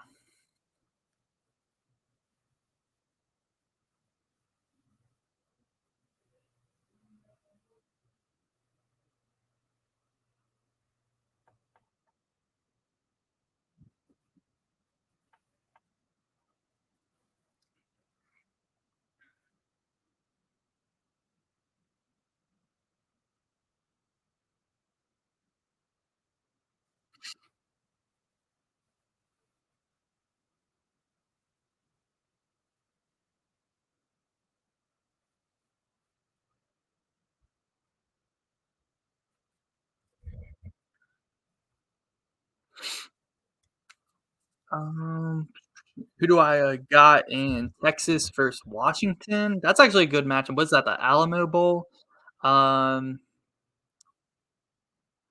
Man, yeah, I'm probably gonna go Washington. I'm probably gonna go Washington. I like Michael Penix Jr. He actually already announced he's coming back next year. Yeah, I think Michael Penix Jr. might be one of the favorites to win Heisman next season. They are Washington looking like they're pretty good, so definitely be on the lookout for them next season. I'll pick them to beat Texas. Yeah, I got Washington.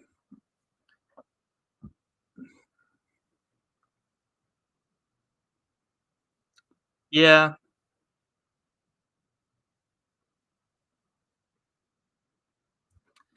yeah, definitely in Texas, so that would have a lot of fans there. But Washington fans, I think, travel pretty well, right? So I'll definitely be some Washington fans there. I think I trust Michael Penix Jr. I think it'll be a close game, though. I think it'll be a really good one, actually.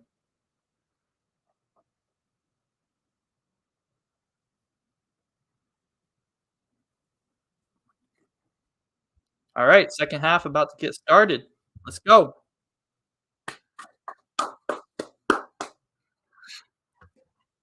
Tennessee ball. And right off the bat, oh, I thought they were going to make that. All right. Oh, but they get a turnover. And Vescovi immediately after the steal pops a three.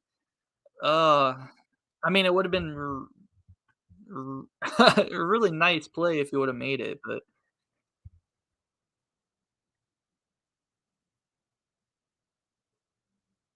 Woo. Another good hand there by Tennessee, and already Tennessee's defense is playing hard here. Start of the second half. A little bit of a mismatch down low. They can get in the post, and I'm gonna call a foul on Arizona. That's good hands by Tennessee center, man. I'm not even gonna try to pronounce his name. Placic? Placic? Is that how you say it? Placic? He's playing good today, though.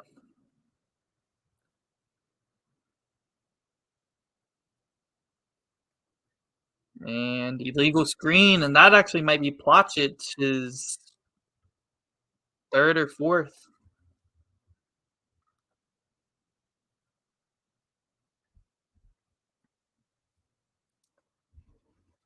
March Madness best, yeah, best playoff system in sports. There's nothing like March Madness. Nobody could change my mind on that. Completely agree, man. Just there's nothing like it. I love it.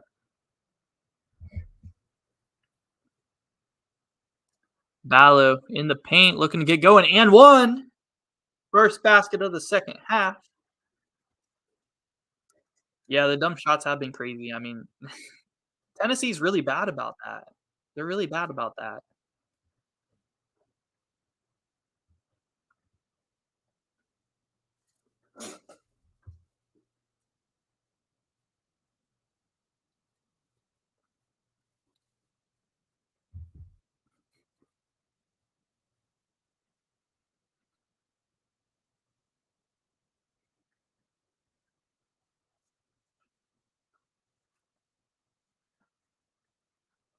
All right, here we go. Tennessee needs a bucket down 3 now. Arizona gets a stop here. They could make a run. Tennessee deep 3. Is that Phillips? Missed. Rebound Ballo. He's been a monster on the glass today. And the refs getting a little bit friendly on the whistles. I don't want to say friendly. I mean, they're getting a little bit whistle. Uh, I don't even know what the word I'm looking for, but they're blowing their whistles a lot. Like, come on, let's let them play a little bit. Don't even know really what they called, but Arizona gets a free throw here. They called a flop, and that's immediately now a free throw for the other team if you get caught flopping. Yeah, they're getting a little bit whistly.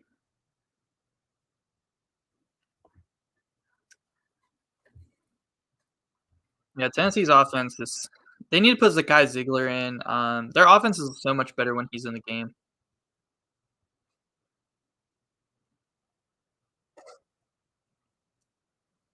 All right, Krista for 3, air ball. All right.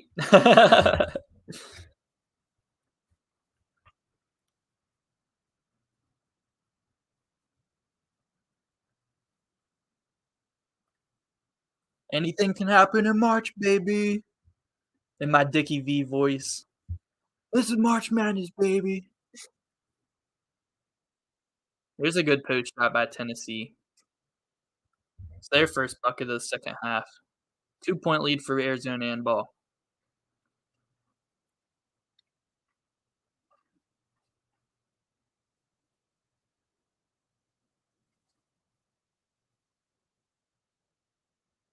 Ooh.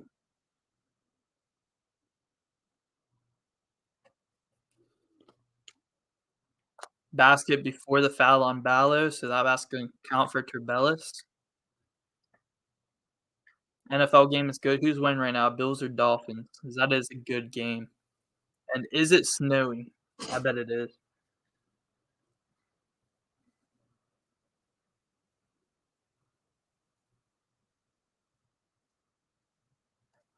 Ooh, turnover Tennessee. Here comes Zona. Oh, that's a good drive. And Arizona starting a run here. Tennessee maybe needs to call a timeout here and get Zakai Ziegler in the game. But Phillips missed a layup. Got an offensive rebound, though. I think Arizona kind of thought that Phillips was going to make that layup, so they didn't really go for the board or block out that well. Courtney Ramey for 3, that's money. Nope. Missed it.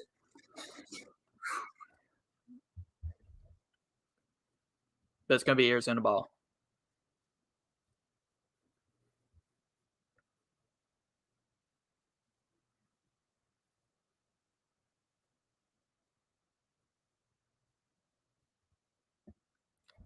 I hope TCU beats Michigan because I'm also a Michigan State fan, but you think Michigan will win? Yeah, I think it's probably going to be Michigan, Georgia in the championship, but I'd definitely be down to see some upsets.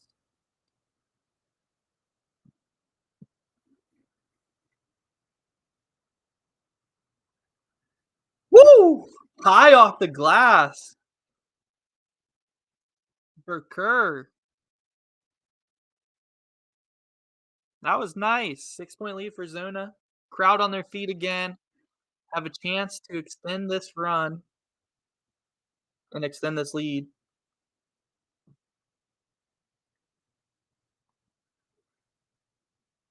And another turnover. No, almost a turnover by Tennessee. 5 seconds on the shot clock, though.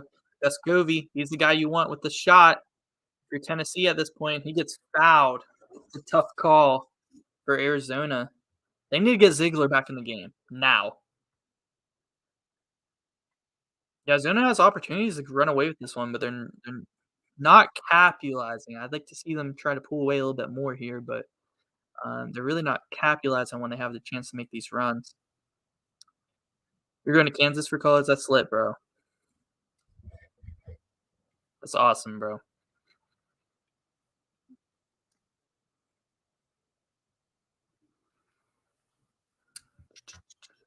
Hot take, you don't like Bill Walton and find him beyond annoying. He can be. Like, if you're listening to him, like, he got really annoying for me whenever when we had to listen to him, like, the whole Phil what was the Phil Knight Invitational or the Phil Knight Legacy Tournament? Literally the whole tournament he was commentating, and it got really old. However, if you're watching, like, a really late night Pac-12 game and it's Colorado versus, uh, Arizona State or someone, like, completely random in the Pac-12, and you got Bill Walton there commentating, sometimes the craziness that he be the craziness that comes out of his mouth might be the most entertaining part of the game. So, um, that's the 2 sides of the coin for me, you know, if I had to listen to him, like, game after game after game after game, like, in a tournament, I'm like, "No," but if it's, like, a random Pac-12 game on a Wednesday night, I enjoy Bill Walton. That's kinda where I'm at with him, but yeah, can't wait for March Madness, and we get to hear, uh, Gus and, some really good announcers there in March Madness, but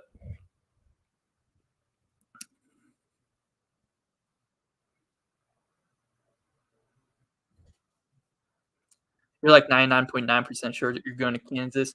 You know what you wanna major in or anything?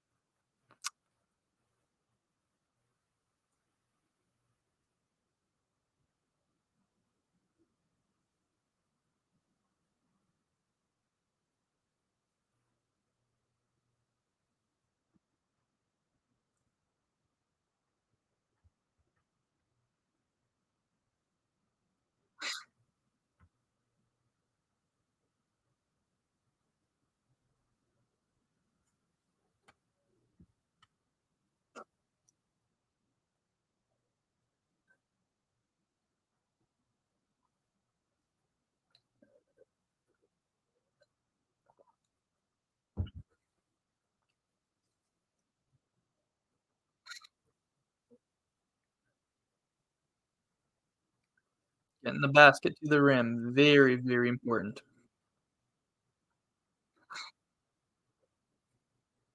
Alright, let's go.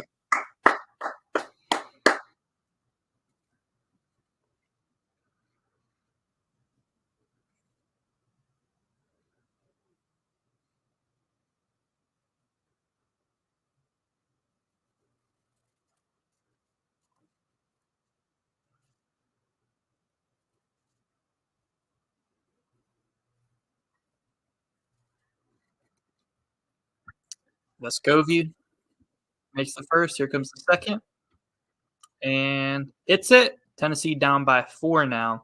And it seems like Arizona's really dominated this second half, but still Tennessee only down by 4. And Ziegler's coming back into the game. That's gonna be a big help offensively for them. So only down 4, even though it seems like Arizona's been dominating here. So let's see.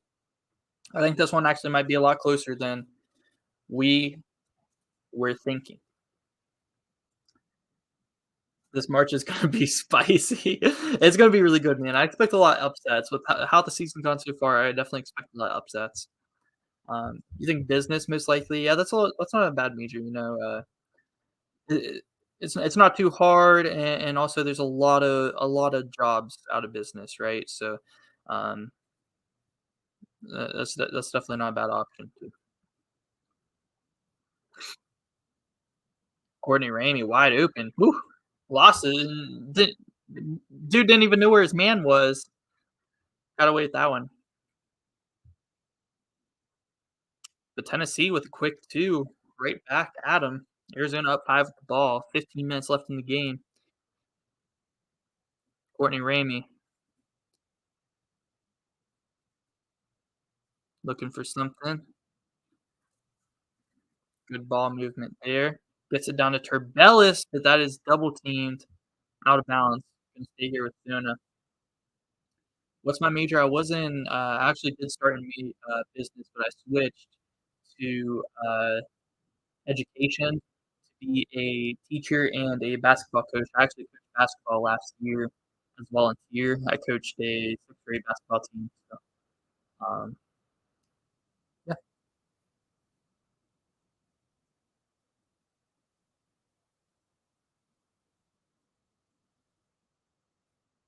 Coach Danny, you already know, man. You already know.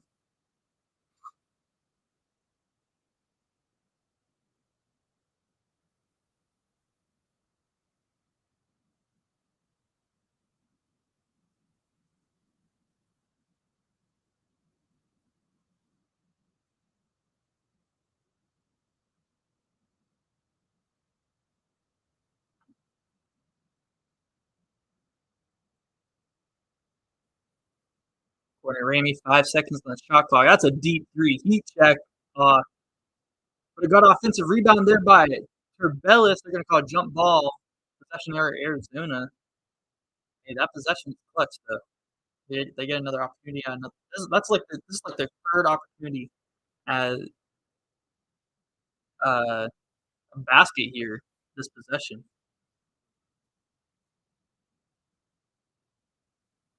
and a foul on Tennessee. A little bit too handsy. A little bit too handsy.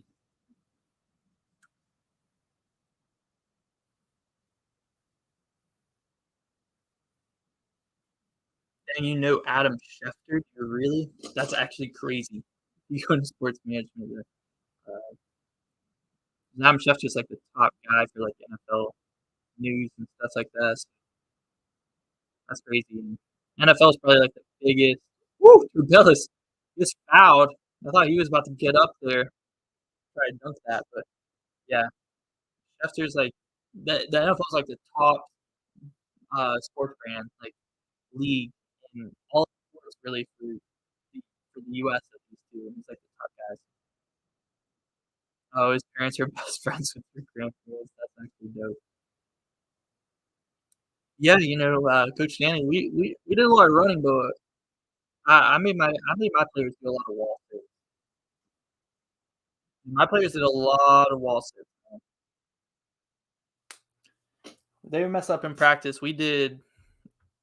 Sometimes we do. I think one practice we did like 7 or 8 wall sits in like 1 hour practice.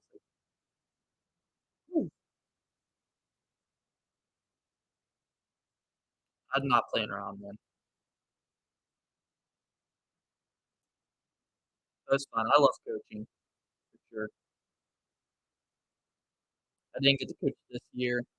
A little bit too busy. I'm trying to get the YouTube going, but definitely in the future we're coaching some more.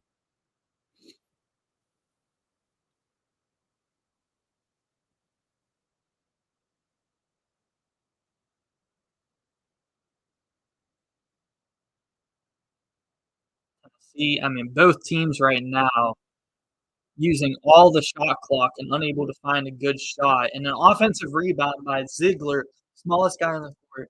I mean, whew, neither team can find a good shot right now. I mean, credit to both defenses, but still, tough three here by Tennessee. I don't like the shot. I don't like the shots by either team right now.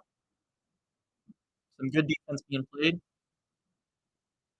Oh my gosh, ugly pass. Ziegler in transition. Nice left-handed layup. That'll cut the lead to 4 for Arizona.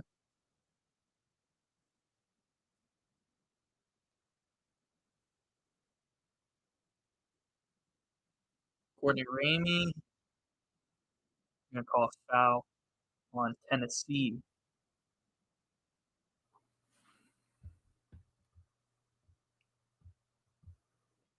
Yeah, they had, someone on the cut there for Arizona. It was just a terrible pass. It must have slipped out of his hand or something. I wanna teach high school now. I'm more of a I kinda wanna teach, like, middle school or, like, uh, a higher grade elementary school, like, either, like, 5th grade or, like, middle school. That's kinda age range I like. That's how old my brother is. My brother's in 7th grade right now. I coached his 6th grade basketball team last year, so and I really like that age. I think these kids are so funny, and I get along with I I'm a kid person. I get along with kids really well. So Kerr with a nice pump fake, unable to finish though, and they're gonna call Phillips on the foul there, trying to block out Turbellis. I don't know. It seemed like he was just blocking him out, but I don't know about that foul.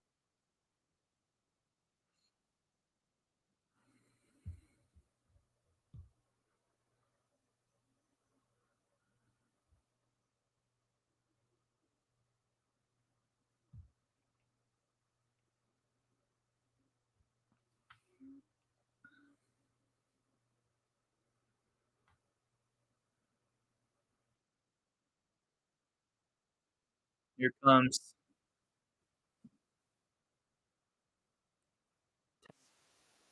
oh, sorry.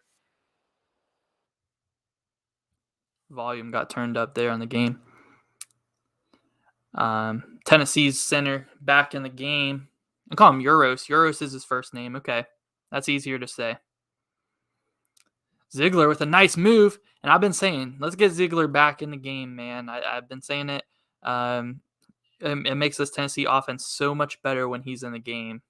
So gotta have him. Gotta have him in there, man. Ballo down low in the post. Vescovi on him. Kick out Turbellis for 3. That's way short. But Kerr's going to let one off too, and that one's good. Arizona lead extended to 6 now. 12:40 left in the game. 54-47. Tennessee needs a shot. Phillips on the drive. Tough left-handed layup, but he gets called for the foul. And Phillips got 2 at the line.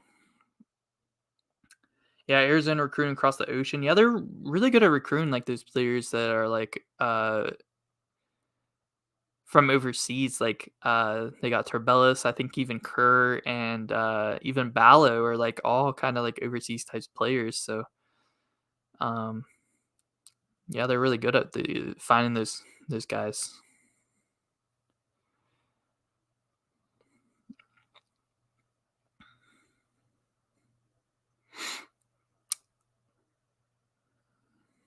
Phillips makes the first and makes the second. 5-point lead now for Zona.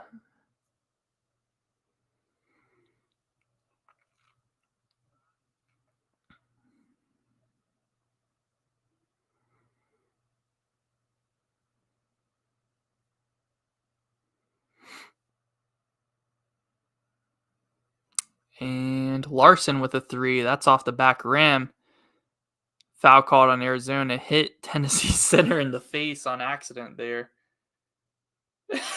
Why he like fell down and then he got right up back up so fast. Like he was about to be all dramatic about it, but then he got up. I mean, he might have got poked in the eye, but why did he do that? It looked like he was gonna be so dramatic about it. Like maybe he got poked in the eye, but then he got right back up. He had to make sure he got that foul call, I guess.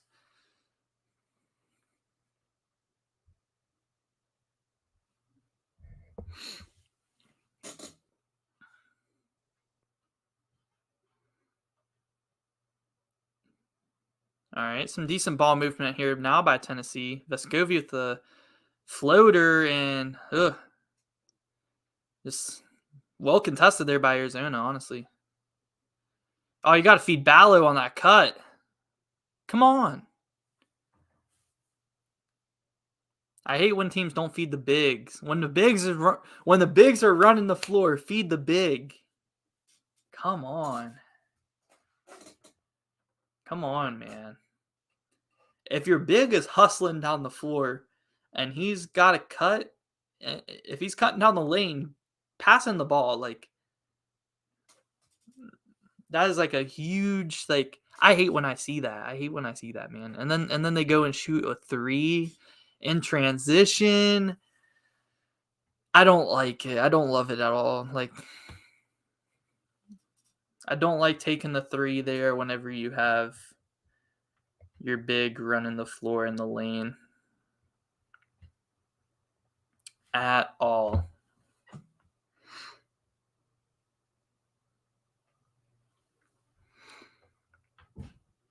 Yeah, we got some good stuff coming up on the channel though. Of course, Monday we're gonna have our updated power rankings. Like we're gonna have every single week.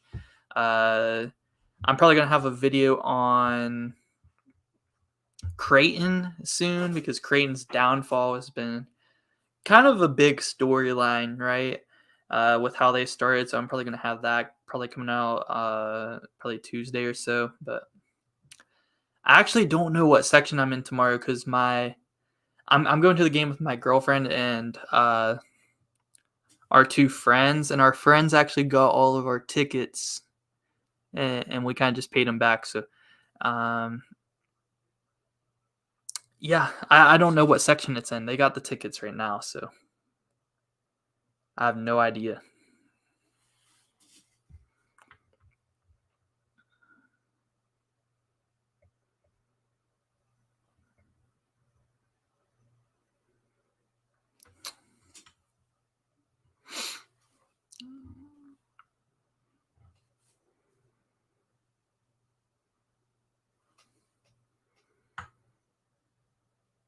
Are you gonna be at the game tomorrow, Trey?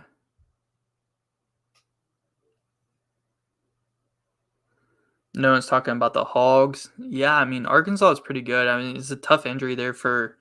They had Brazil go out. Right now, where do I have? I got them at number 10 in my power rankings. So, yeah, gotta be there early tomorrow because we gotta watch Huggins ceremony. Well, they're gonna do that like I know the game's at 5. Probably do that like I don't know. I'll probably be there at 4.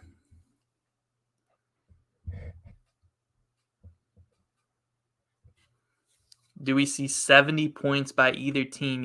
I thought so, but I don't know. Yeah, I think so. Yeah, actually, Arizona only needs 16 more points in 11 minutes. I think they'll get it. I think they'll get 70. I said I think Tennessee needs 75 to win this game, but I don't think Tennessee is getting 75. I also don't think Tennessee's winning the game, so I think Arizona will get 70.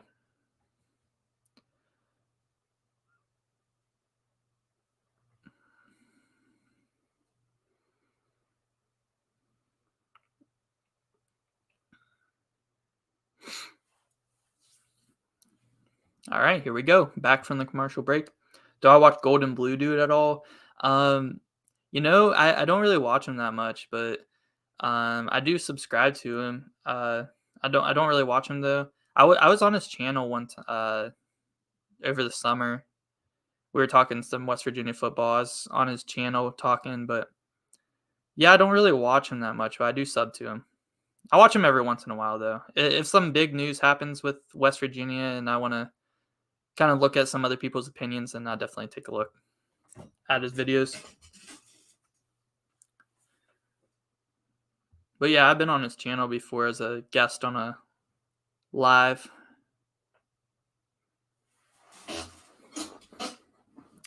All right, Arizona up by 5 with the ball. Here we go. Curve for 3 off the front of the rim. And Tennessee actually looking like they might make a little bit of a run here. Can they finally close the gap? Because it feels like they get it within like 3 or 4, and then Arizona kind of pulls back away by 6. That's kind of been the what we've been seeing here. You go Tennessee center. Nice drive there, got fouled. Going to get 2 shots here. If he makes them both, it's going to be a 3-point game.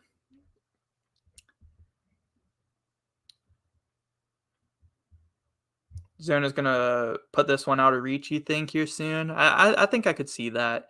I don't know. Tennessee keeps kind of denying their big runs. Like, Arizona will kind of get 4 points or so, but then their next possession, they kind of get clamped up. Tennessee gets a bucket, and they kind of stop them from making that run.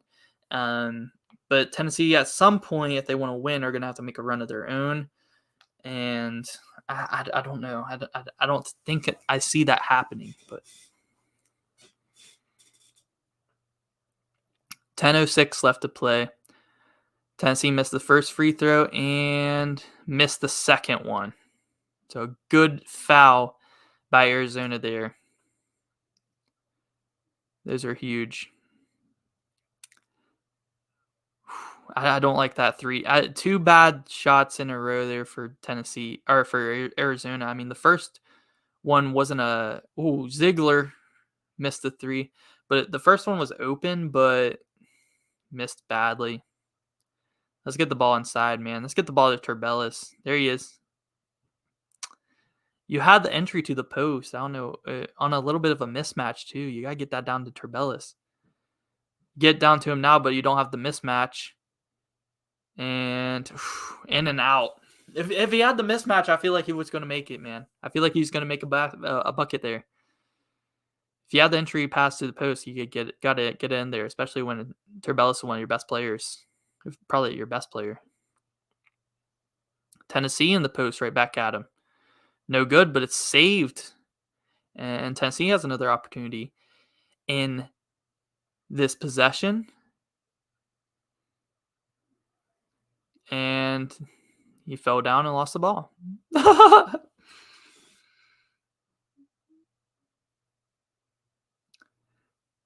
Yeah, I really don't know why they're not working through Turbellis, man. Especially because Tennessee's guards are really good defensively, so you kind of want to play through bigs. And when they do that, I mean, Turbellis has been getting to the rim. I mean, even that last shot, it was a good shot. He just barely missed that one. I'd keep going to him. I keep going to him here up 5 for sure. Here's a pick and roll game with him. Are they going to give it to him on the roll? No, they don't. They give it to him on the post there. There we go.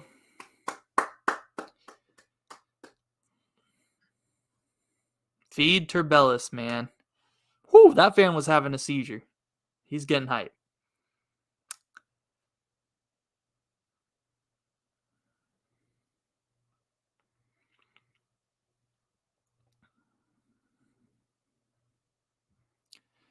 Ooh, Tennessee, that's a bad turnover. And here comes the Wildcats.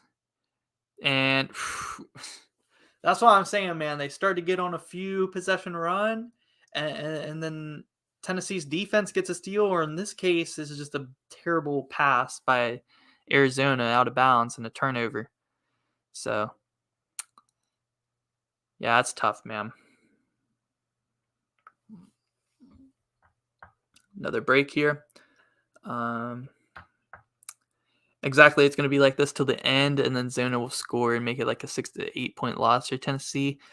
Yeah, I could definitely see that happening. I could see them making a late run here for sure.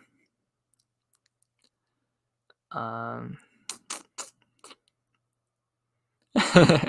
never wanted Arizona to win by more than 7, but I do tonight. I think they will. Right now, it's looking pretty good for them.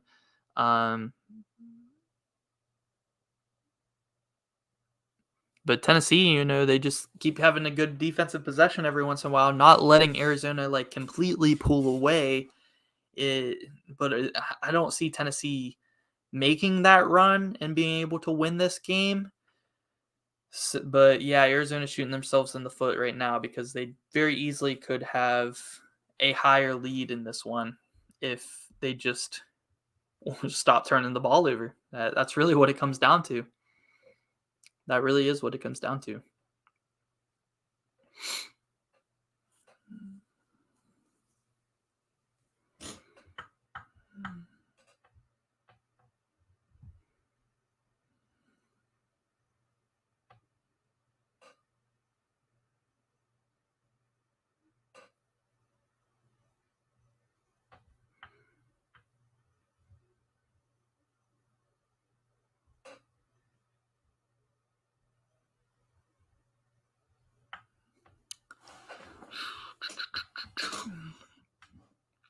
Yeah, I think it's pretty unlikely that Tennessee is winning this one.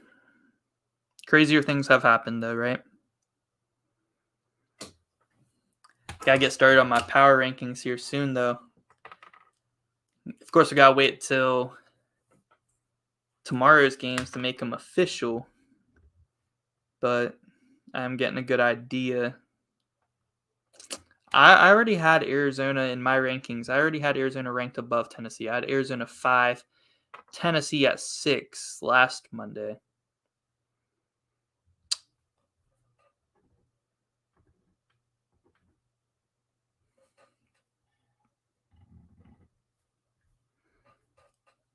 And here we go. Game's about to be back on.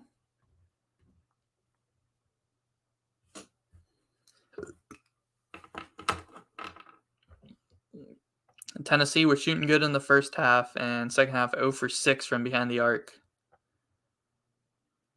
That is tough.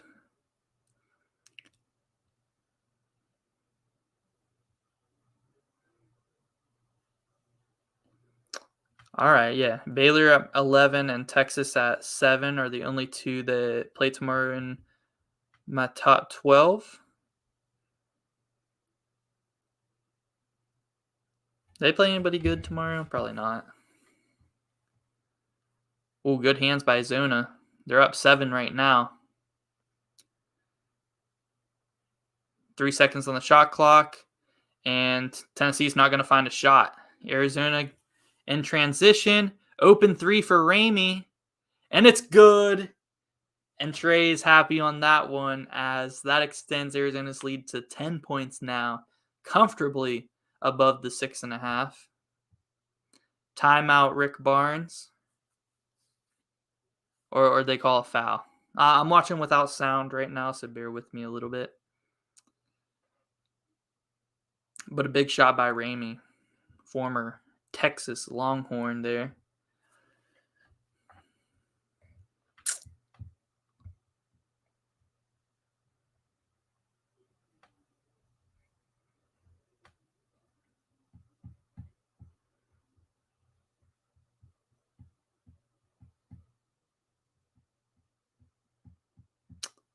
They called something that involved Tennessee shooting some free throws. Technical maybe, or... But Ziegler goes 1 of 2 from the line, and Tennessee's going to have the ball. Let's see this replay.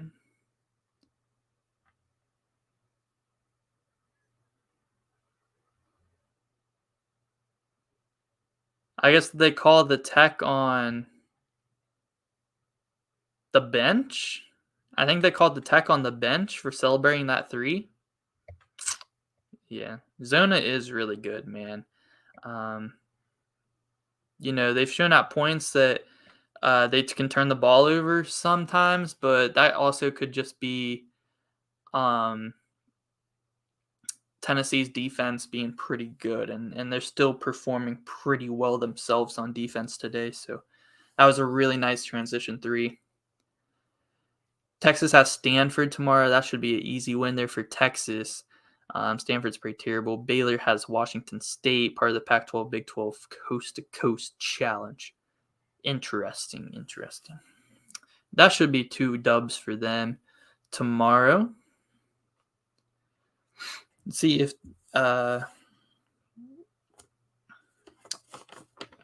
yeah, I'd say UConn's probably going to stay as my number 1 team in the country. Purdue probably stay at number 2. Number 3 for me... probably going to be Houston or Zona, and it is close. It is actually close, but I think I'm leaning Houston, honestly, man. I think I'm leaning Houston because my former number 3 was Virginia, and Houston went in there on the road and beat them. And also Alabama lost. They were my number 4 team. So, yeah. I had Kansas number 8 last week.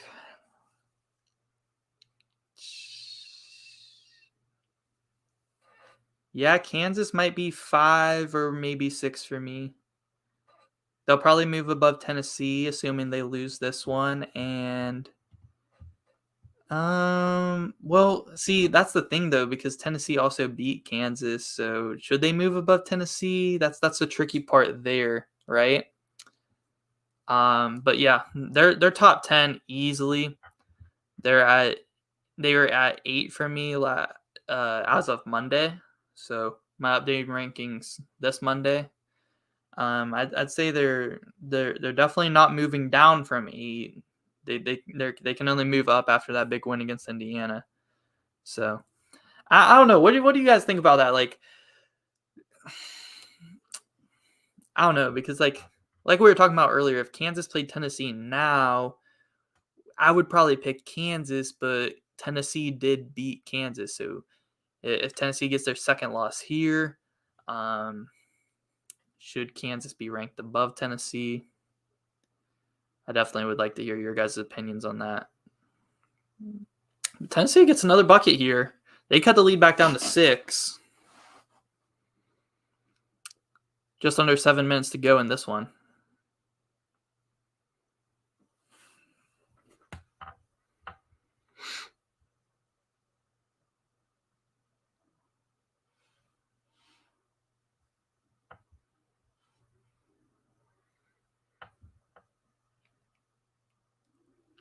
Some free throws now here for Zona. It's going to turn into a free throw fest, man. Both teams in the bonus already. 7 minutes left, just under 7. And with how much fouls have really been being called on in this game, I definitely could see a lot of free throws down the stretch in this one. Larson makes the first and makes the second. 8-point lead for the Wildcats.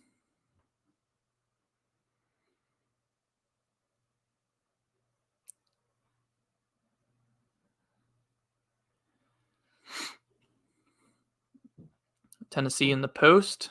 Kick out. Ziegler, nice pump fake, man. Has a nice shot flake, and he drained the 3 after. Big shot by Tennessee. That cuts the deficit down to 5 for them. That was a really nice shot fake. Turbellis. Oh, I thought he might think about pulling that shot there. Courtney Ramey will, and that's going to go off the mark. And Tennessee with the ball can cut it to 3 or even 2 if they make a 3. And here's a 3-point attempt, wide open, and he drains it. 2-point game in Tuscan. Timeout, Tommy Lloyd. Just under 6 minutes to go. Tennessee actually made the run that I was thinking about. I didn't think that they were going to be capable of doing, and it's only a 2-point game now. This is crazy.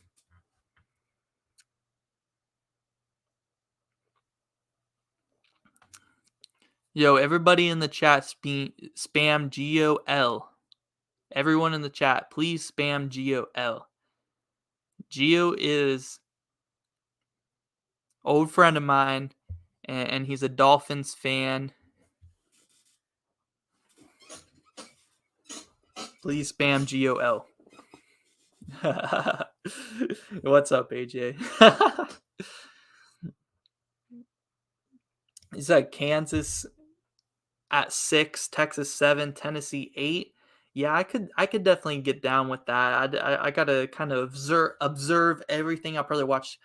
I don't know. It depends on what time Texas plays tomorrow, but might have to check in on them tomorrow, see how they're looking, because they did almost. Texas almost lost to Rice, but that was when all the drama went down with Chris Beard. So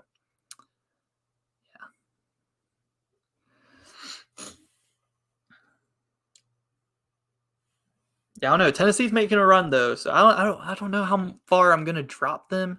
I think I might have to drop them under Kansas though, because Kansas has looked super good. Kansas has been playing so good. I don't know. It's definitely a situation where I could see both sides, both arguments, right? I don't really think there's a right argument at this point in the season, but both solid arguments for each side.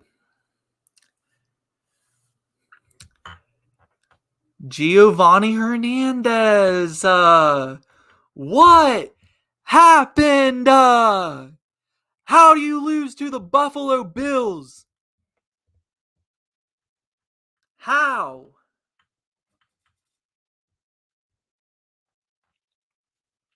Courtney Ramey misses a free throw.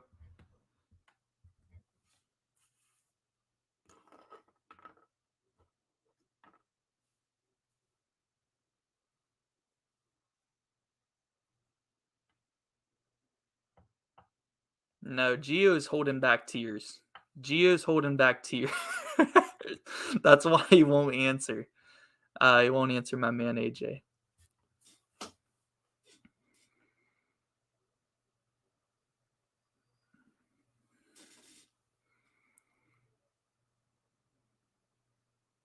Woohoo! That was a nice turnaround shot by Tennessee. 1 point game.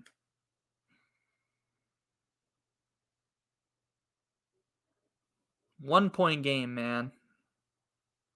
If Tennessee can get this win in Arizona, I'm going to be extremely impressed. Like, extremely impressed. Like, I'm talking Tennessee is probably going to jump in top 4 if they beat Arizona here today. I mean, defensively, they're really good.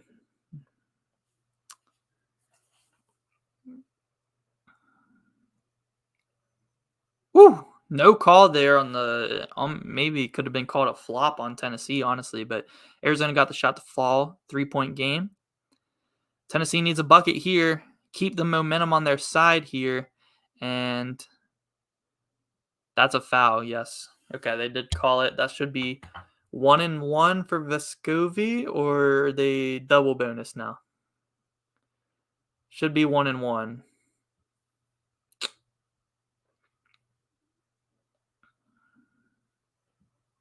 Tua getting bounced in the... Yeah, the Dolphins are losing first round in the playoffs, and it's going to be Tua's fault.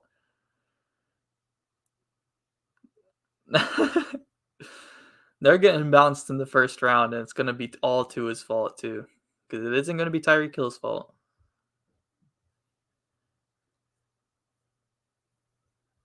Yeah, if Tennessee wins, they're top 4. Maybe top 3. I'd probably go top 4. I don't know if I'd put them above Houston. I don't think I can do that. I'd probably put them 4 if they win this. 1-point game. 4 minutes and 30 seconds left. Here we go. Arizona ball up 1, 66-65. Courtney Ramey with the ball. High ball screen for Turbellis. Some good ball movement here. That's good ball pressure by Ziegler. Gotta have that ball pressure. No easy passes on the wing. No easy passes on the wing. Should be basic fundamentals right there. Gotta have good ball pressure. And that's good defense by Tennessee. They got a chance to take the lead here. Down 1 as the clock ticks under 4 minutes. The guy Ziegler got the ball.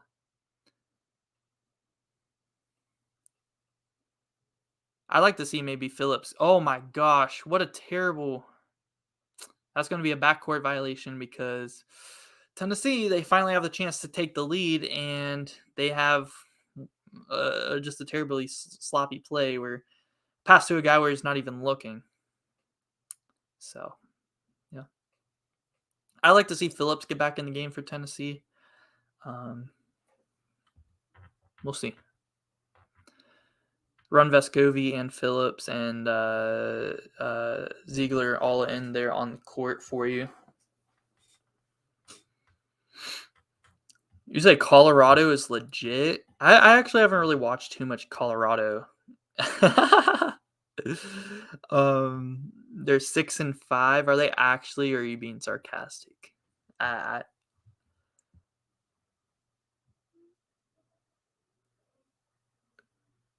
Such a good game. We get to watch this after we murdered Indiana.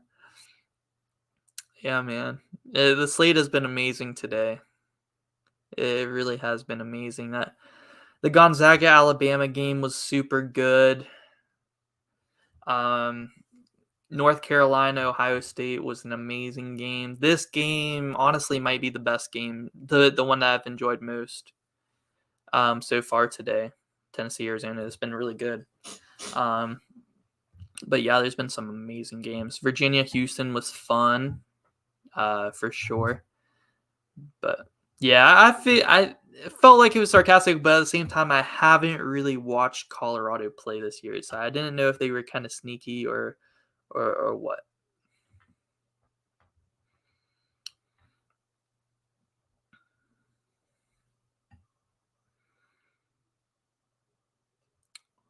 Getting back off commercial. Let's go. Closing minutes in this one. And it's going to be Arizona ball. Under 4 minutes, up 1. Whew. I don't know, Trey. I don't know about that minus 6.5, but it's still possible, man. Arizona definitely could go on a late run here. Arizona has no bench points tonight. 0 bench points. Tennessee has 26 points off the bench. A lot of those coming from Zakai Ziegler, of course. One of the best 6-mans in the country. Don't forget about Joe Toussaint, though. Joe Toussaint, one of the best 6-mans in the country as well. My boy from West Virginia motherfucking University.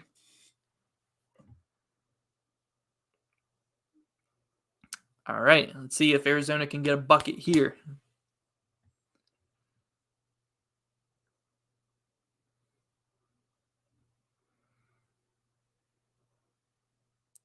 Ballo in the post. Drop stepped him. Oh, he's going to go with the right hook.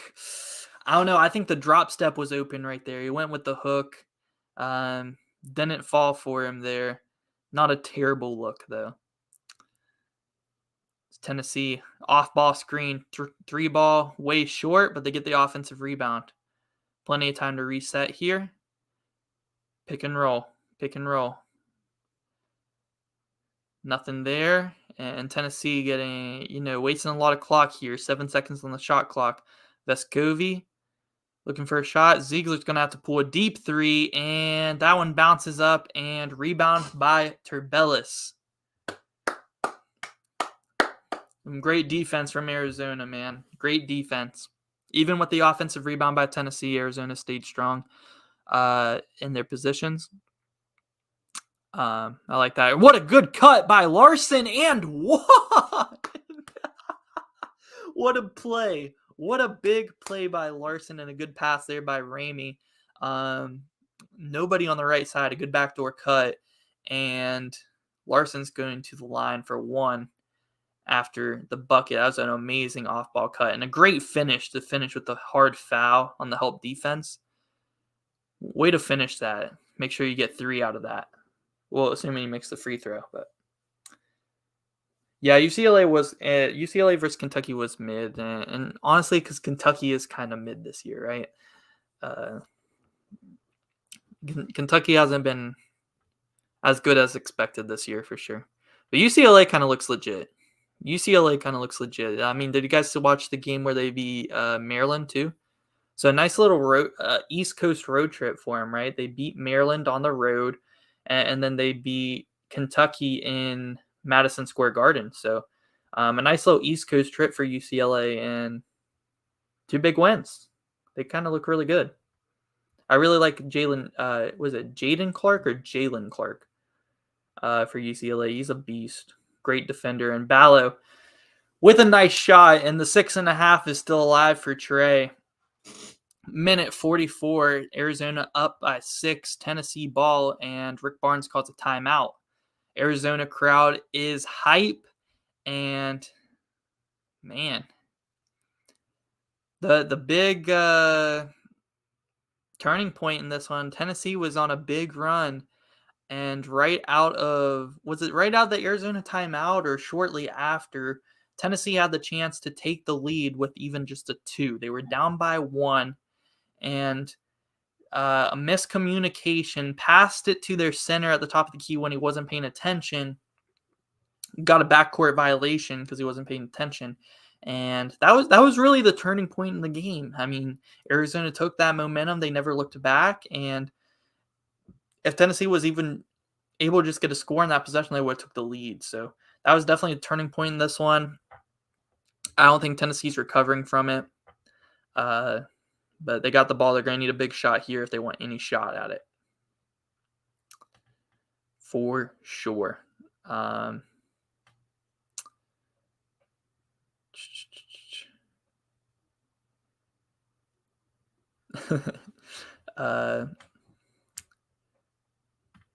they're going to foul soon if they go down, which is actually could be good for the for the line for you, because they might get some extra free throws, and as long as Tennessee doesn't start making some threes late, I think that line might hit there, that 6.5, that -6.5. So they're gonna have a lot of free throw opportunities.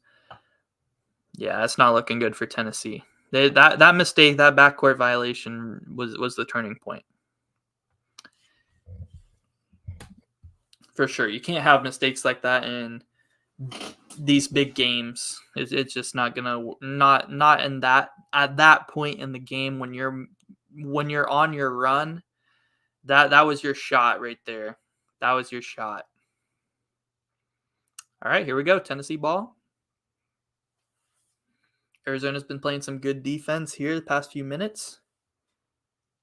See if Tennessee can get a bucket.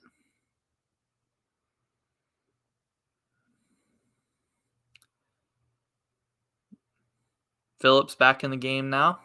I've been calling for him to be back in the game here. He's going to have I was going to say he has a 3-point opportunity, but he doesn't take it. They get the 2 to fall in there for Tennessee. So they don't have to foul here. Is that going to be a timeout, Arizona? No. All right, here we go. 4-point game. They don't have to foul. Or it's going to be Tennessee ball. I don't know what happened, but it's Tennessee ball. They need another bucket. Let's go. I'm not really quite sure what happened here, but Vescovi for 3 and way off on that one. But Tennessee can still play straight up defense with just over a minute to play. Now under a minute. Down 4. Still can play straight up defense. They're just going to have to go for a quick shot when they get the ball. And Arizona, Courtney Ramey with a step back 3. Tennessee, plenty of time. Vescovi in transition. No call. No foul calls yet. They're letting them play this out. I can't believe there's no whistle after all that. But now Tennessee might foul intentionally. And they don't get one off yet. And they foul Ballo down low. I mean, the fact that all that happened and we didn't get a whistle is crazy. I definitely think that was a foul down there on Arizona.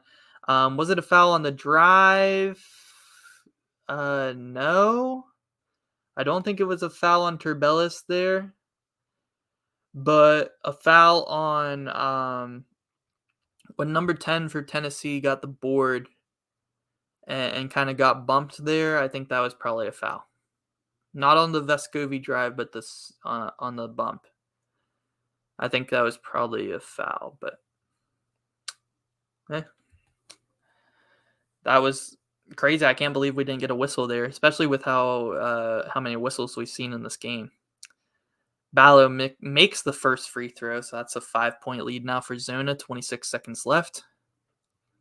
Tennessee looking like they're probably going to have to take a 3 here, or we'll see. They might just go for a really quick 2. If that's the case, they're going to have to try to get a turnover right after.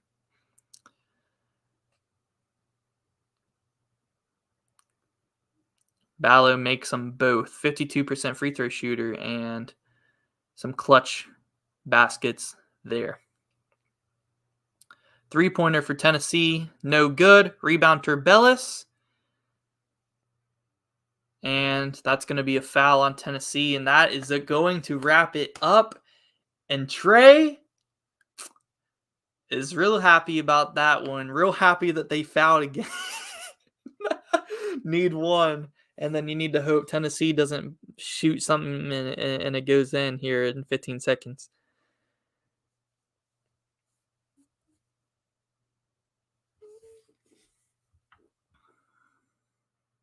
Need one of these from Kerr. Is that Kerr shooting? Makes the first. There you go. Now you just got to hope that Tennessee doesn't throw something up in 15 seconds and get lucky.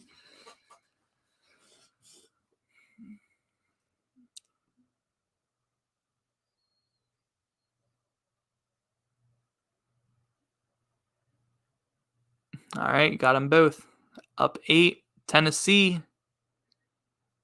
Zakai Ziegler kicks it. A deep 3. Oh, he hit it! No way. I mean, Arizona, they can still foul. They can still foul, but it's a 5-point game. Ziegler hit a deep contested 3 to make it a 5-point game. Oh my goodness.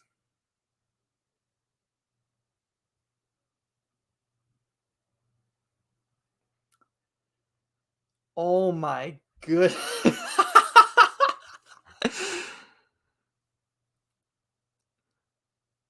They're going to foul again unless they get a turnover.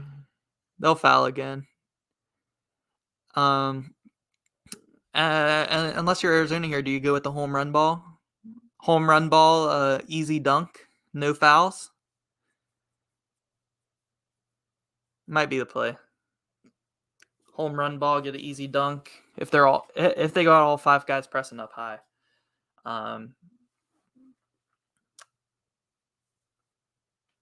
Gotta make sure you have a guy you trust passing it in if you're doing that.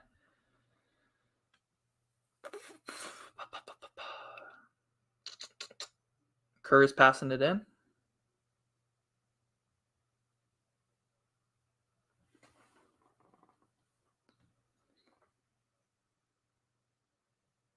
They're not gonna foul. Dang. That sucks, man. They didn't even foul.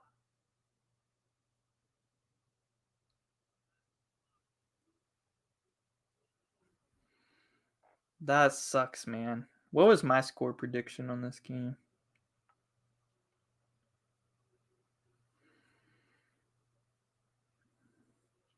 I had Arizona 74, Tennessee 62. So I had Arizona by 12 in my prediction, but Arizona still got the W. Yeah, man, I'm about to end the stream anyway. I appreciate you, Jayhawk fan, all your boys, Trey, tuning into the stream. It was a lot of fun. I'm about to actually end the stream too. So I hope you guys all have a good night. Sorry about that bad beat, Trey. Hopefully our Mountaineers can win tomorrow, though. Should be able to. It's going to be fun. But yeah, guys, everybody have a good night. I'm going to have some more content coming out all week, starting Monday with the power rankings early on Monday. So yeah, have a good night. Thanks for watching. I'm out.